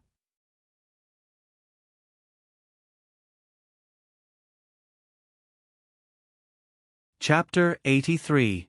Are you numb to autographs and photos like this? After watching the little girl leave, Yi Huanyan asked. Sort of. There are too many of them, so sometimes. I really feel that it's private time, especially when you're here. I don't want them to disturb you. I'm fine. Yi Huanyan smiled sincerely. You know Xiaoyu? She's been a big fan of yours recently. I don't chase after celebrities, but every time I see her telling me about her new boyfriend, so seriously, she can really wait at the airport for a photo or an autograph. Su Nianhua was slightly stunned. Wait at the airport for a whole night? He was busy with his work, so he didn't know much about fans. However, when people asked him for autographs and photos, he wouldn't refuse most of the time. After all, they were people who liked him. You don't know how hard it is for fans like them to see you. Yi Huanyan was slightly stunned and said hesitantly, so when I saw that little sister's disappointed look, I thought of what happened to Xiaoye. I was careless. There was a trace of guilt in his eyes. If I encounter something like this in the future, I won't refuse. Yi Huanyan smiled and nodded. It's good that she didn't cause you any trouble. Trouble? Su Nianhua forced a smile. Maybe. You don't know much about our industry. Huh? How about we go somewhere else? Su Nianhua picked up his jacket. This sudden action made Yi Huanyan confused. She was about to drink her coffee, but her hand was already on the cup. Oh. Are we leaving now? Yeah. Su Nianhua frowned, vaguely feeling that something was wrong. Yi Huanyan put down the coffee cup and looked up in confusion. She suddenly realized that everyone was looking at them. 3 or 4 o'clock in the afternoon was a good time for afternoon tea. The little girl from earlier was sitting in the booth behind Su Nianhua, pointing at them with a group of girls. Some of them seemed to be taking pictures with their phones. Yi Huanyan's expression stiffened. She finally understood what Su Nianhua meant when he said there might be some problems. Sure enough, one shouldn't be too compassionate, right? Brother Hua, can I have your autograph? Brother Hua, I want to take a picture with you. Brother Hua. Yi Huanyan couldn't remember how she was surrounded by a large group of people. She only remembered that Su Nianhua had pulled her out of the restaurant before she could react, but they were still blocked by the reporters and fans downstairs who heard the news and came to block them. Su Nianhua took off his jacket and covered her face with it. While blocking the fans, he retreated. In the end, the restaurant staff helped to send the two of them into the lounge and blocked the fans outside. Yi Huanyan's hair was messy on her shoulders, and her face was still in shock. "You must be scared, right?" Su Nianhua's eyes were full of apology. He took the cup of water from the waiter and handed it to Yi Huanyan first. "Drink some water first. I'll call Brother Li. He will come and take us away." Yi Huanyan drank a mouthful of water and barely calmed her emotions.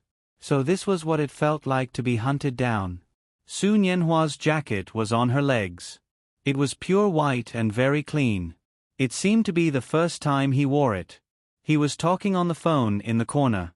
He looked a little impatient, as if he was very anxious and worried. Yi Huanyan looked up at the clock on the wall. It was already 4 o'clock. He should be at the concert venue early, right? After hanging up the phone, Su Nianhua walked towards her. "What did you say?" "Brother Li is on his way, but we still have to think of a way to avoid the fans and rush out. It might be a little dangerous." "It's okay.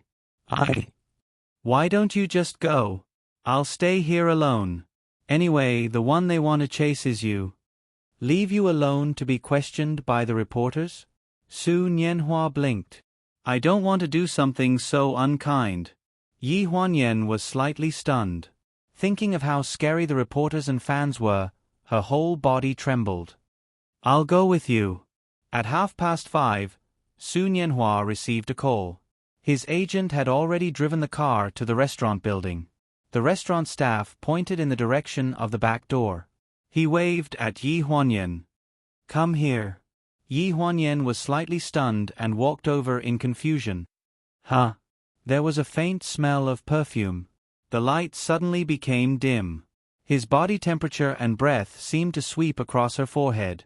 He put the jacket on her head and said softly, "Cover your face. The reporters will pay attention to the mosaics, but the fans won't. If you are exposed, it will be troublesome." Yi Huanyan nodded. Her hands covered both sides of her face. Wearing Su Nianhua's sunglasses, only her nose was exposed for breathing. "Are you ready?" Su Nianhua asked. "Yes." She felt a warmth in her palms. She panicked. Before she could react, she was pulled out by him. Her feet involuntarily followed him. Her high heels stepped on the floor and the stairs, and the soles of her feet were painful. "Don't look back. Run with me." A familiar figure was waving at them in front of them.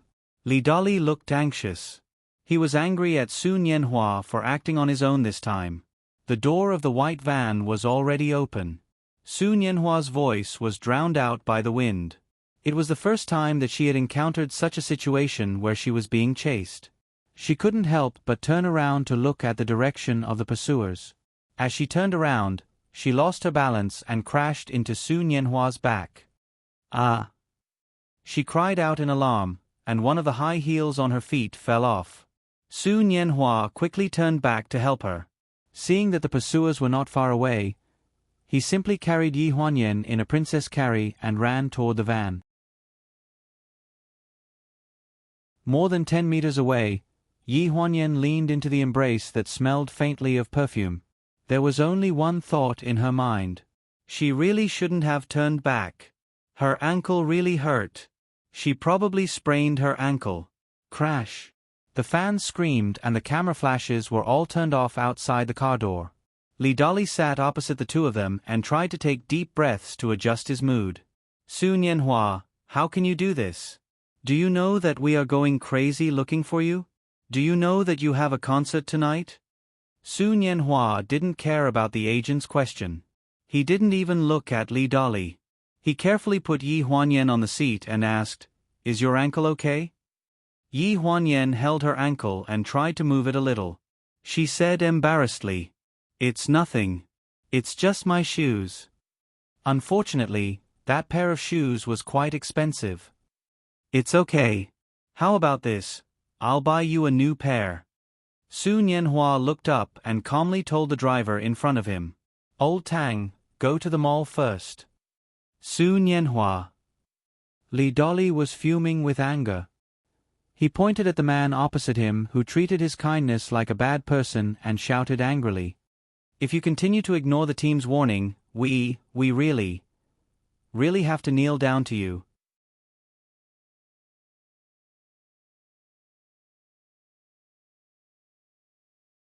Chapter 84. Well, there's no need. Your concert is more important. Yi Huanyan glanced at Li Dolly. From his anxious expression and his crazy complaints just now, she knew that Su Nianhua had sneaked out without telling everyone, and the concert was indeed a matter of urgency. Thank God, thank God. Miss Yi, you're really a good person. Li Dolly's expression changed, and the way he looked at Yi Huanyan suddenly became much gentler. Then what about your shoes? Su Nianhua was wholeheartedly worried about Yi Huanyan's shoes. Li Dolly took a deep breath. There are so many group dances at your concert. I'll lend you a pair. Su Nianhua looked at Yi Huanyan, as if asking for her opinion. There was indeed not much time left. If he did not go to the concert, the organizers would really go crazy. Miss Yi, come with us. Now that the fans are following us, we can't guarantee that we won't be surrounded by fans when we get off the bus. Why don't we watch the concert together? I'll leave you a seat in the infield. Li Dolly looked at Yi Huanyan with a pleading expression. If Miss Yi did not go, who knew what kind of trouble would happen at tonight's concert? Yi Huanyan was a bit conflicted. She looked down at her bare left foot and said with a wry smile, I'm fine. She was obviously riding a tiger and could not get off. The concert was full of people. A video of reporters chasing Su Nianhua near the revolving restaurant had quickly spread on the internet, setting off a round of discussions about the women around Su Nianhua. In the suite of the Shanghai International Hotel, Ling Han had just come out of the shower and turned on the TV. He saw a gossip news broadcast, and his eyes were slightly attracted. At this time, his phone rang. Hello. A heavy voice sounded in the room. A white towel was draped over his shoulder, and his bony fingers touched the remote control to lower the volume of the TV. President Ling, there's news about the investigation last time. Qiao Mu's voice sounded from the phone, and it was a bit serious. What do you mean? Madam Ling's death in a car accident was confirmed to be not an accident, but man-made. The driver who caused the accident is a distant cousin of the Yi family. It took a long time to find out. Back then, his daughter was sick and the surgery fee was too high. He had no choice but to beg Jiang Mailan, but there was no one in the Yi family anymore. At first, Jiang Mailan didn't help him, but later on, someone saw Jiang Mailan go to the driver's house with their own eyes. Who saw it? Under the dim yellow light, Ling Han's face was slightly pale.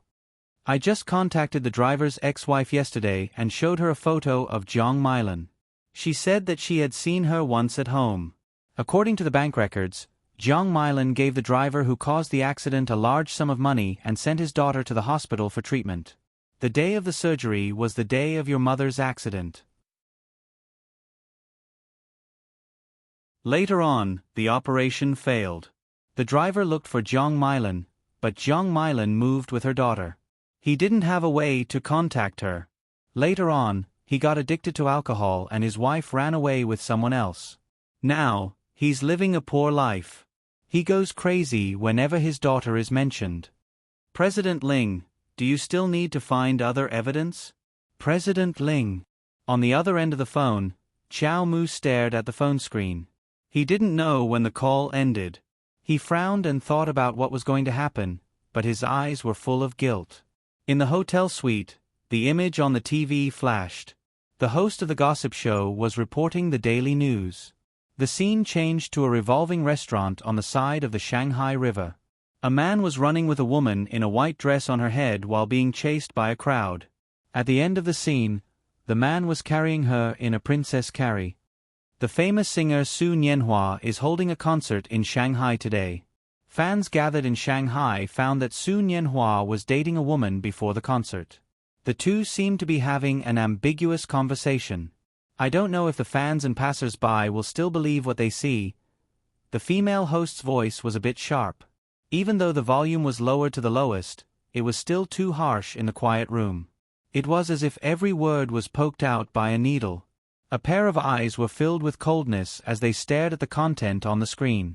One hand gripped the phone tightly, and the veins on the back of the hand bulged. The next second, with a bang, the black phone hit the TV screen, and the phone suddenly shattered into pieces. Mixed with the light on the TV screen, the phone flashed crazily twice in the dark night, as if it was making a final struggle. In the end, it died together with the TV, losing the light and being completely immersed in darkness. The culprit was holding the corner of the table, and the trembling force made the whole table shake slightly. Only the sound of heavy breathing was left in the air. The concert venue was filled with thunderous cheers, and pink light sticks converged into a sea of flowers. Yi Huanyan sat below the stage and waved the light sticks with the fanatical fans in the VIP area around her. After thousands of cheers, she finally ushered in the explosive sound of music. The figure that appeared on the elevator drove the thousands of fans in the venue to celebrate. Although Yi Huanyan hadn't heard any of Su Nianhua's songs, the fans' appeal was infinite. She bloomed the most sincere smile and sent encouragement to the figure on the stage. 3 hours of singing and dancing, the perfect performance of each song made the fans go crazy. During one of the audience interactions, the spotlight in the audience area flashed. All the fans stood up from their seats and waved desperately, hoping that the spotlight and camera would be pointed at their position, as if they were waiting for God's blessing. Backstage, Li Dali looked at the audience from afar, and a trace of meaning flashed in his eyes. While looking at the position where the camera swept across on the big screen, he whispered into the headset. "Camera, camera, focus the spotlight on the long-haired woman wearing a beige coat in the VIP area, row 3, seat 6. Bang! The stage exploded, and Yi Huanyan's face slowly appeared in the smoke. Under the envious and jealous gazes, Yi Huanyan was slightly stunned. She looked up at the big screen and pointed to her nose in disbelief. "Okay, it's this beautiful lady." On the stage was a famous male host from Shanghai. He smiled politely in the direction of Yi Huanyan. "Spotlight, please dim the light a little, don't scare our beautiful fan, thank you." Su Nianhua stood beside the host and looked at Yi Huanyan. A trace of surprise flashed in his eyes, and he glanced at Li Dali's position on the left side of the stage. He saw Li Dali making a gesture to cheer him on. Next is the private interaction time between this fan and our brother Hua. This fan must seize this opportunity. The microphone was passed from the front row to Yi Huanyan's hand. With so many people looking at her, she was a little nervous, and the sweat on her palm slightly wet the microphone. Chorus, chorus. Hug, hug, hug. The fans in the audience crazily shouted their innermost desires, and Yi Huanyan was a little at a loss. On the stage, Su Nianhua's sharp eyes glanced at Li Dali's seat. Then, he lowered his head and touched the microphone on his cheek. He raised his head and smiled, trying to smooth things over. "Why don't we tell you the truth?"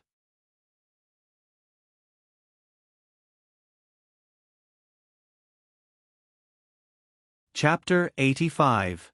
A familiar voice suddenly sounded on the stage, and the fans gradually quieted down. Su Nianhua's voice echoed throughout the stadium.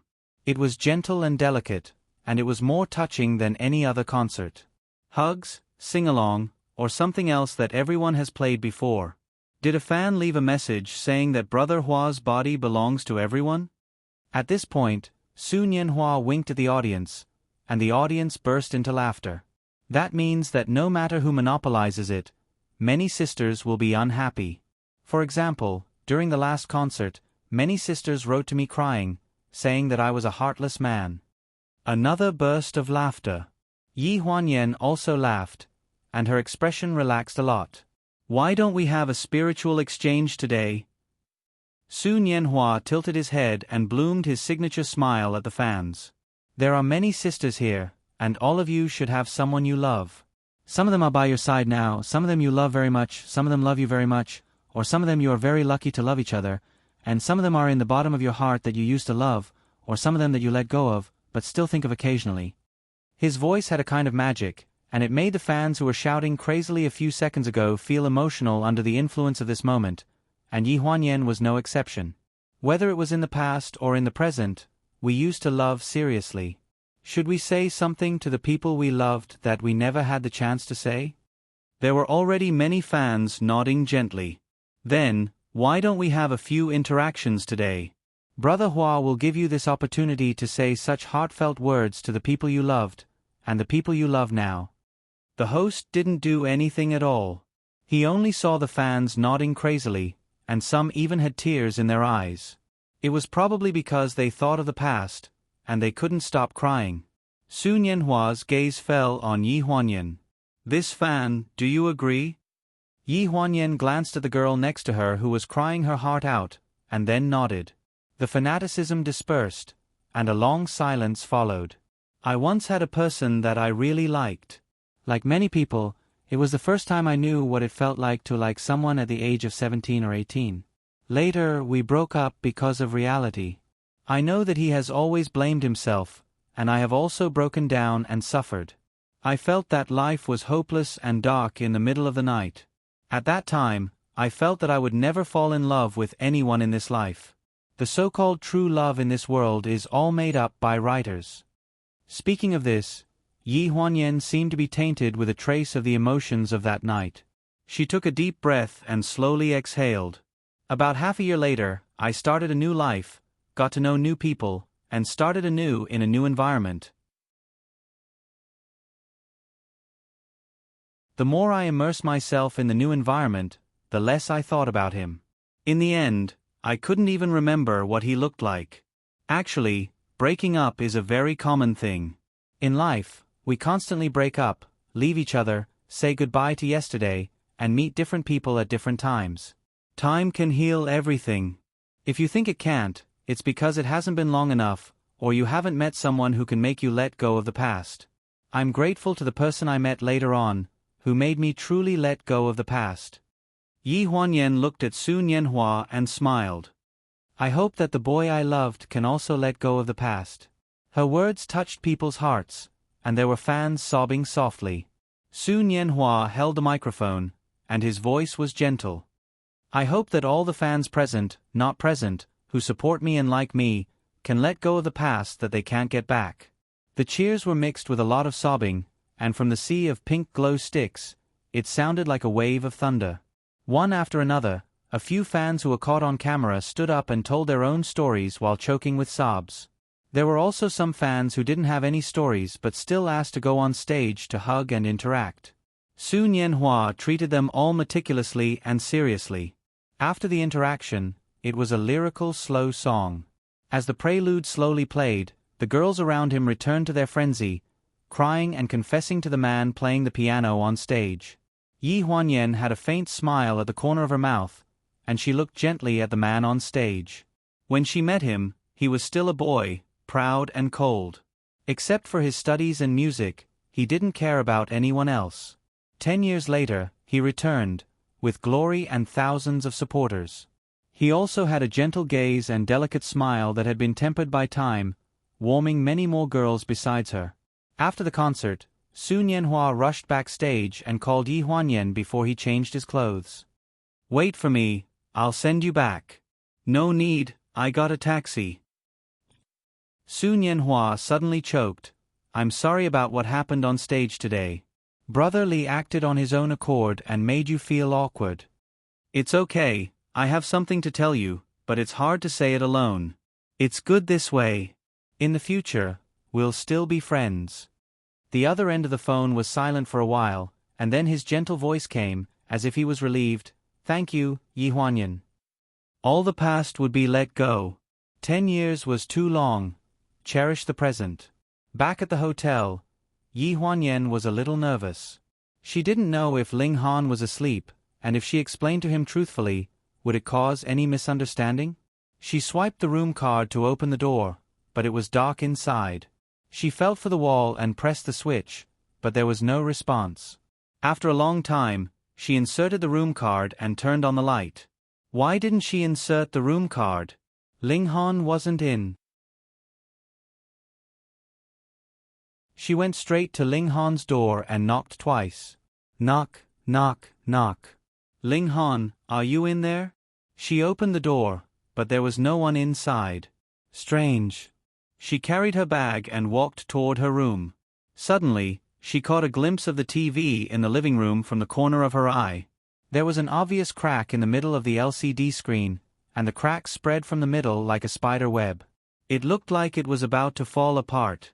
Following the direction of the glass shards, there was a corpse of a phone on the ground. Ling Han's phone. Yi Huanyan's face froze, and she quickly walked over to check. She confirmed that it was this phone that broke the TV. How much strength did it use to make such a big hole in the TV? Something was wrong. Who did it?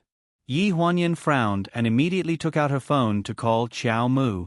Hello? Assistant Qiao, did anything happen during the meeting with President Ling this afternoon? No, I left before dinner. What's wrong? Looking at the smashed phone and TV, Yi Huanyan's heart sank more and more. He's not in the hotel. The hotel's TV is broken, and his phone is also broken on the ground. What's going on? What happened to him? Can you get in touch with him now? The other end of the phone was silent for a few seconds, as if she wanted to say something but hesitated. After a while, she said, Secretary Yi, don't worry. I'll contact the hotel staff and ask them. Yi Huanyan's face froze. Qiao Mu didn't know either.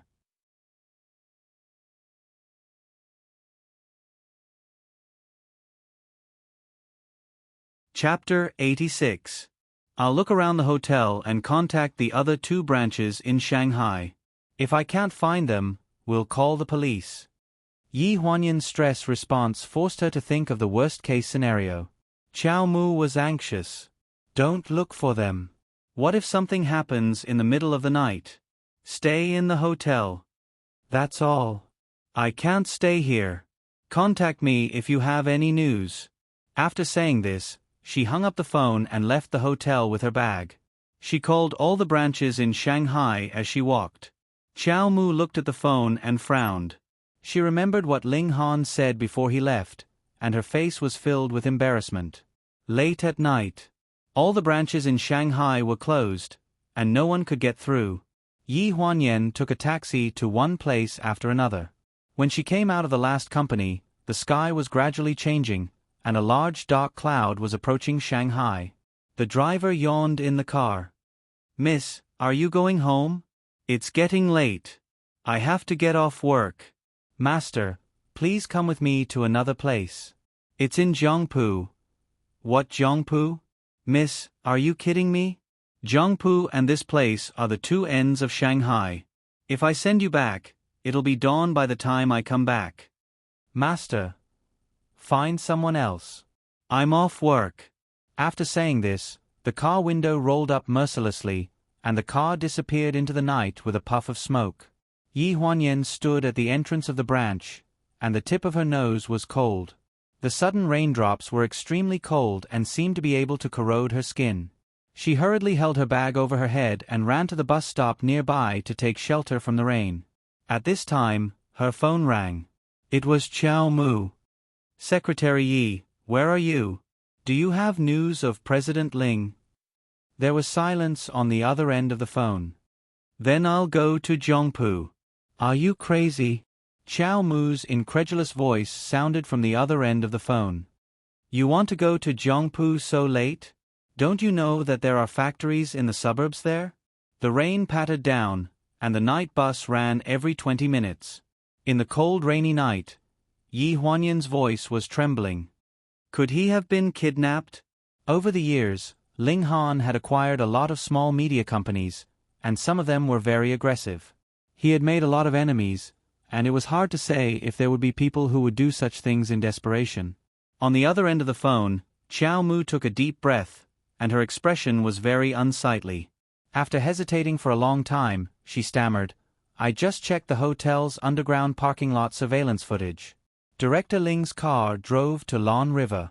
Perhaps nothing happened and just rushed back early. Shicheng? Yi Huanyan's expression changed. So, why don't you go back to the hotel first? Where are you? I'll pick you up. When Xiao Mu arrived at the bus stop, Yi Huanyan had curled into a ball and was shivering in a corner. He sucked in a breath of cold air and hurriedly got out of the car to take off his coat and put it on her. Why don't you find a place to hide? Get in the car. Assistant Xiao. Yi Huanyan grabbed Xiao Mu's sleeve. I have to return to Shi City. Secretary Yi, come back to the hotel with me first. It's still raining. Can you leave tomorrow morning? I won't be at ease if I don't see him. She looked up at Xiao Mu, and the rain fell down her cheeks.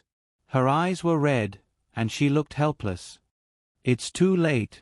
Xiao Mu tilted her head, not daring to look into her eyes. How about tomorrow? Assistant Xiao, lend me the car. I'll go back by myself. Xiao Mu did not know how godly Yi Huanyan's driving skills were, but he really did not know what to do when he saw her stubborn look. The black car disappeared in the rain. He frowned and sighed. His phone flashed. It was a text message from Shang Anren. It was very blurry because of the rain in the night. Although I don't know what method you used, I really have to thank you. He just called me. Everyone had something they were obsessed with. Shang Anren was obsessed with the happiness in her fantasy, Ling Han was obsessed with an irreversible past, and Yi Huanyan was obsessed with a man who could not open his heart to her. What about her? She was obsessed with a smile on that person's face, even if that smile had nothing to do with her. It took 2.5 hours to drive from Shanghai to Lanjiang City on the highway. It was a relatively safe distance. No one knew what this distance meant to Yi Huanyan, whether it was the speed of life or death. The windshield wipers flapped, blurring her vision. At 4 o'clock in the morning, Yi Huanyan's car drove to the entrance of the community. When she entered the gate, the car hit the stone foundation at the entrance and died with a bang. The security guard in the security room came over with an umbrella to check the situation. The driver's door was stuck next to the gate, so the security guard could only ask about the situation from the passenger's window. The rain grew heavier and drowned out the sound. What happened? The security guard shouted at the top of his lungs. Yi Huanyan waved her hand. She was still in a state of shock as she gestured. I don't know. Try to reverse the car. The security guard leaned over the passenger's window and commanded, Start the car first, then reverse the car and go out to have a look. Jin Yen nodded quickly and tried to start the car. A red sports car drove out of the community in the distance, honked from a distance, and turned on the double flash to signal her to turn off the high beam. Yi Huanyan was in a hurry and did not know what to do for a long time. The sports car probably thought that Yi Huanyan was looking for trouble, so it also turned on the high beam. Yi Huanyan could not open her eyes when the lights were turned on, and her movement to start the car suddenly stopped. Seeing this, the security guard hurriedly gestured for the sports car to drive out from the west gate, indicating that there was an accident here. The sports car stopped for a while, reversed on the spot, and then made a beautiful turn in the direction of the west gate. Yi Huanyan's eyes were stagnant, and she could not believe what she had just seen. In the familiar red sports car that her high beam was waiting to shine on, the woman driving was wearing a blue-gray coat, and the red silk nightgown inside could be faintly seen. What surprised Yi Huanyan was that delicate and enchanting face. Who else could it be but Shang Anren? Why was she here? Why was she wearing her own clothes? Hey, you, what are you doing? The security guard looked at Yi Huanyan in surprise as she climbed from the driver's seat to the passenger's seat. When she pushed open the door, she almost pushed him down. In his yelling, she stumbled into the community, leaving a car with the passenger's door open, and a mess on the ground. Deep in the community, Ling Han's villa. Beep, beep, beep. The combination lock at the door fell down. A wet fur shawl fell on the porch, and the woman's coat was scattered on the floor of the living room, which had been wet by the rain. The dripping wet traces spread all the way from the living room to the stairs, and followed those traces to the master bedroom. The 1/3 of the master bedroom belonged to Yi Huanyan. The big room was illuminated by the lightning outside the window, and then there was a loud bang, and the thunder was deafening. She held the handrail of the stairs and struggled to support her body to climb up step by step. Although this absurd reality had been so naked in front of her, she still did not give up and wanted to see it with her own eyes.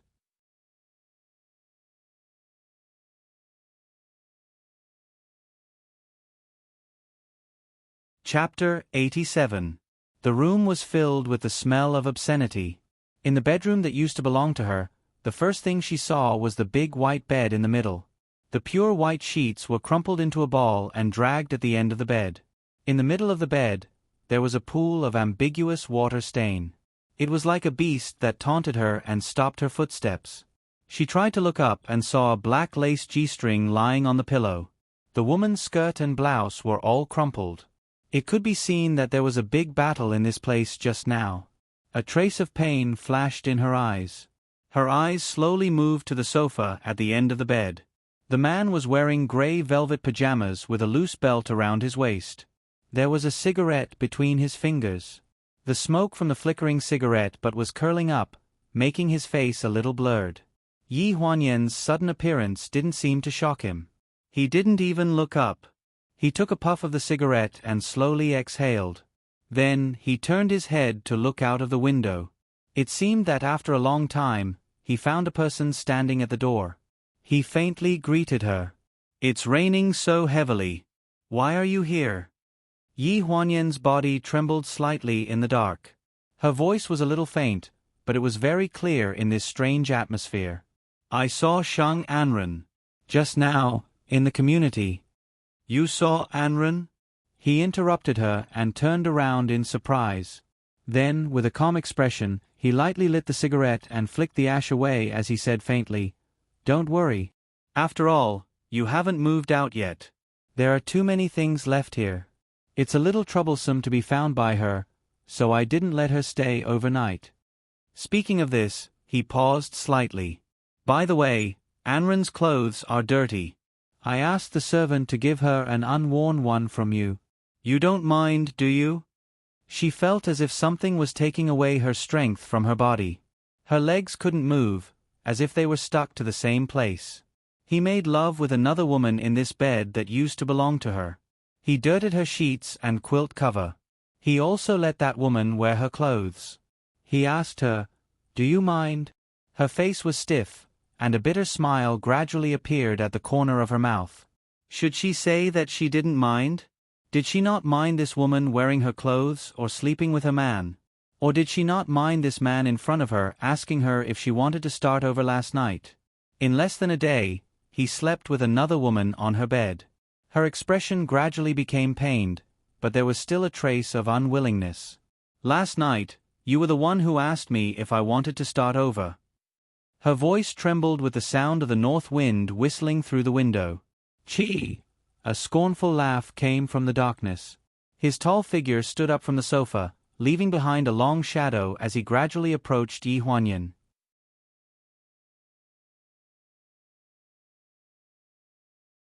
He took a deep drag of the cigarette, then casually threw the butt away and raised his hand to pinch her chin. Smoke filled the air as he exhaled spirals of smoke from his mouth. Mixed with the thick smell of alcohol, it sprinkled all over her face. "Cough, cough, cough, cough." She coughed violently, her facial features scrunched together, and the intense pain from her chin woke her up instantly. She could hear the sound of his breathing. "Yeah, how about starting over and changing the way we play?" She was uncomfortable from the smoke, so she forced herself to open her eyes. What entered her sight was his scornful gaze, which was no different from those nights when he looked at her. In this short period of time, all the warmth, like a dream bubble, was instantly destroyed. Her brain stopped working, and before she could figure out what she had done wrong, she was flipped onto the bed in the next second. Her lips were fiercely covered, and the pain of being bitten felt like it was going to devour her marrow, violently hitting every nerve in her body. "Don't touch me!" Ugh! When she thought about what had just happened on the bed, she opened her eyes with tears flowing down her face.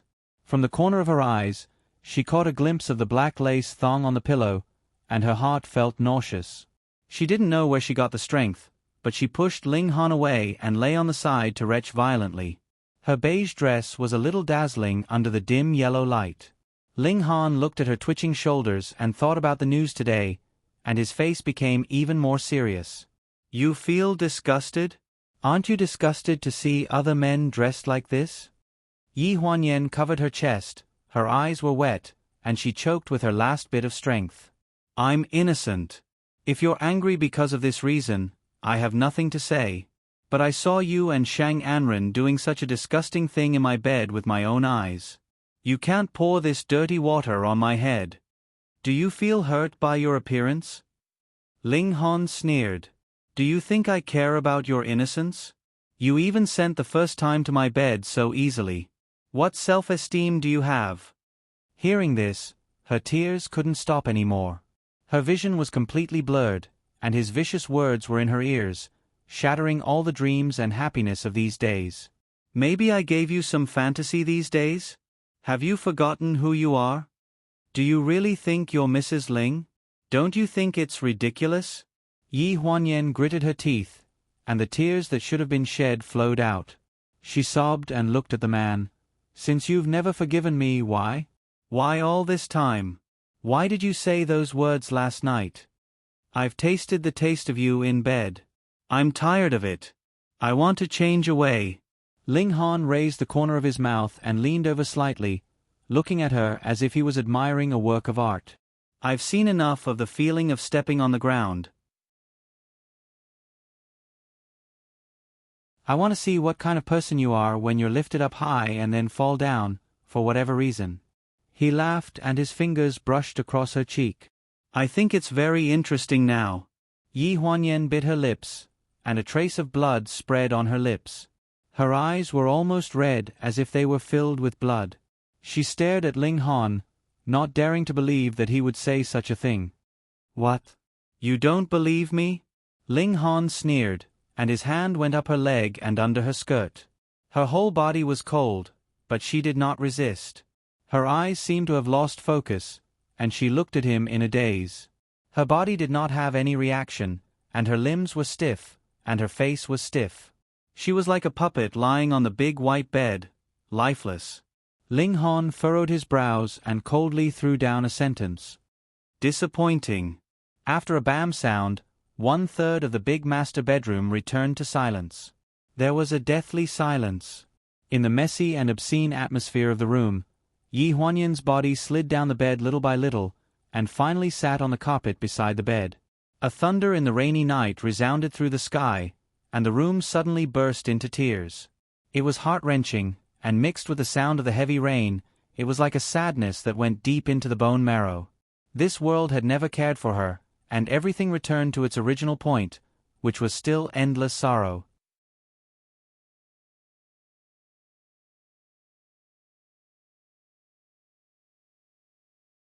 Chapter 88. It was raining heavily outside the window.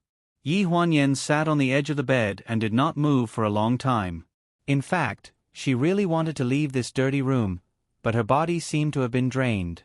It was as if all her strength had been used up when she opened the door and saw these disgusting things on the ground.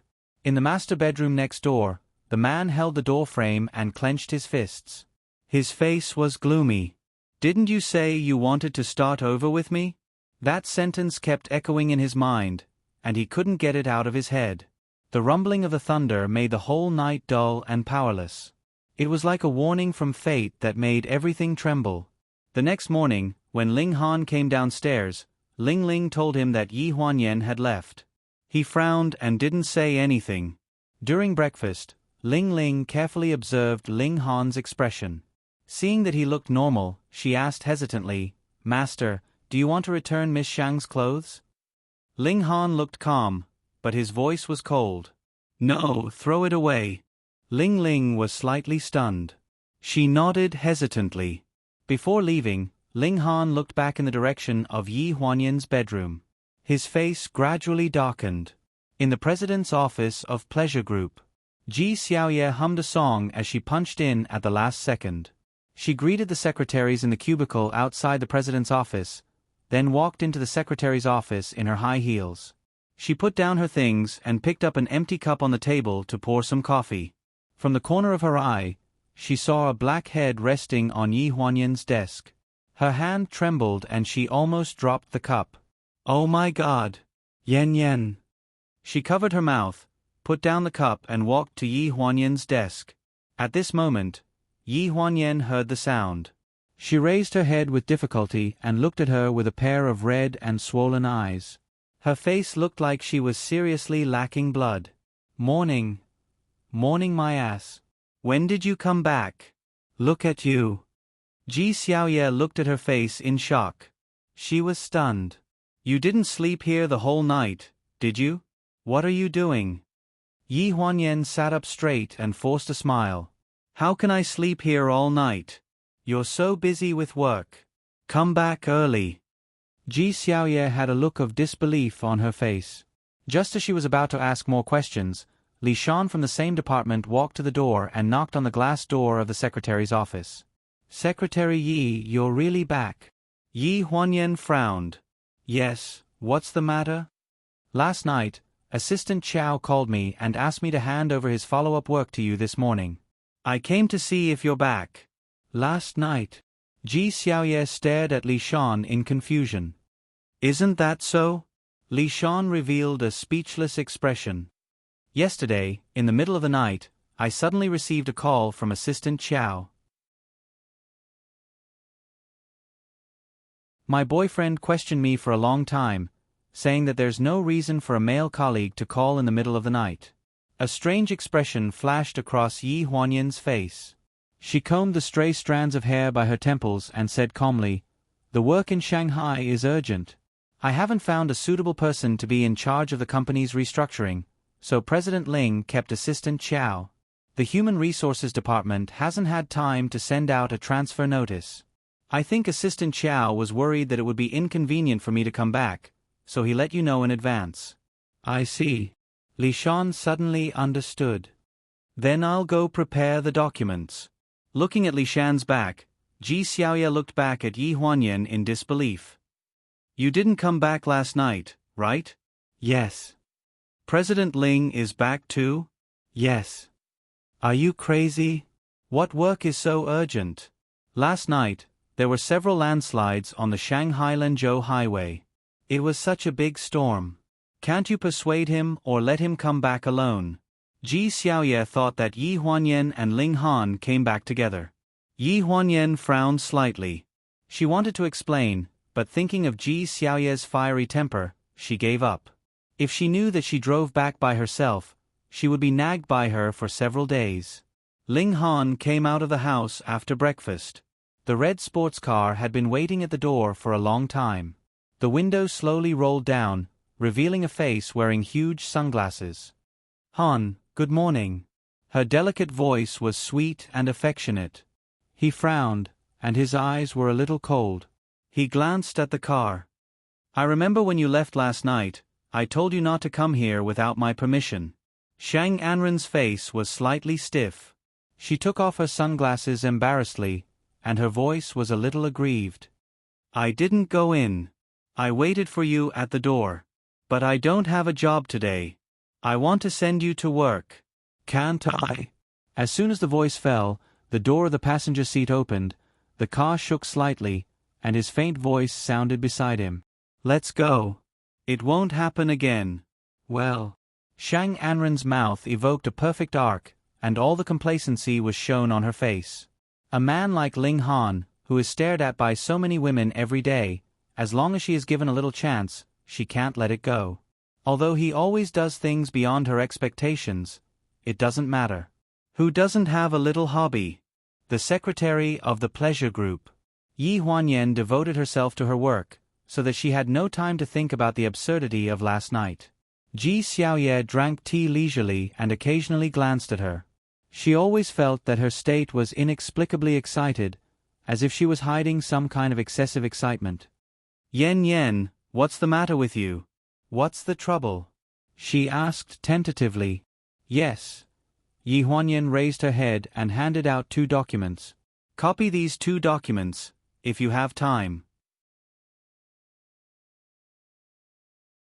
Ji Xiaoye raised her eyebrows slightly. No problem. After Ji Xiaoye left, there was only the rustling sound of papers flipping in the secretary's office. Qiao Mu's affairs were far more complicated and numerous than Yi Huanyan imagined. Pleasure Media's partner, Chili Film and Television, which had been involved in the post-production of Pleasure Media, had its contract expired this year and had not been renewed. In the contract renewal tracking record, Qiao Mu mentioned that Chili Film and Television seemed to intend to cooperate with Pleasure's competitor, Bale Media. This was the first problem she faced when taking over Qiao Mu's work. Another thing that made her even more difficult was the formulation of the company's collective artist outing plan that Ling Han had given her. With so much work on her, she had to make a choice. "Good morning, President Ling, Miss Shang." President Ling, the voice from outside the door made Yi Huanyan's body stiffen, and she stopped flipping through the documents. It was as if a nerve that had been suppressed had been reactivated. She thought that after the humiliation last night, she would be thoroughly disappointed and would not have any more mood swings. However, when she heard these two people's names mentioned together, her blood still surged in her heart. "Good morning, Secretary Yi. Why isn't Secretary Ji here yet?" A sweet voice came from the door, as if it was a demonstration. Yi Huanyan raised her head, but her gaze landed on Ling Han. She secretly tightened her grip on the document in her hand, and the paper gradually crumpled into a ball. Shang Anren frowned and sized her up. "Secretary Yi doesn't look well today? You didn't sleep well last night. Did you work overtime?" You're tuning in to the Narrate and Escape YouTube channel. Don't forget to subscribe and join us on this journey to catch the most captivating stories.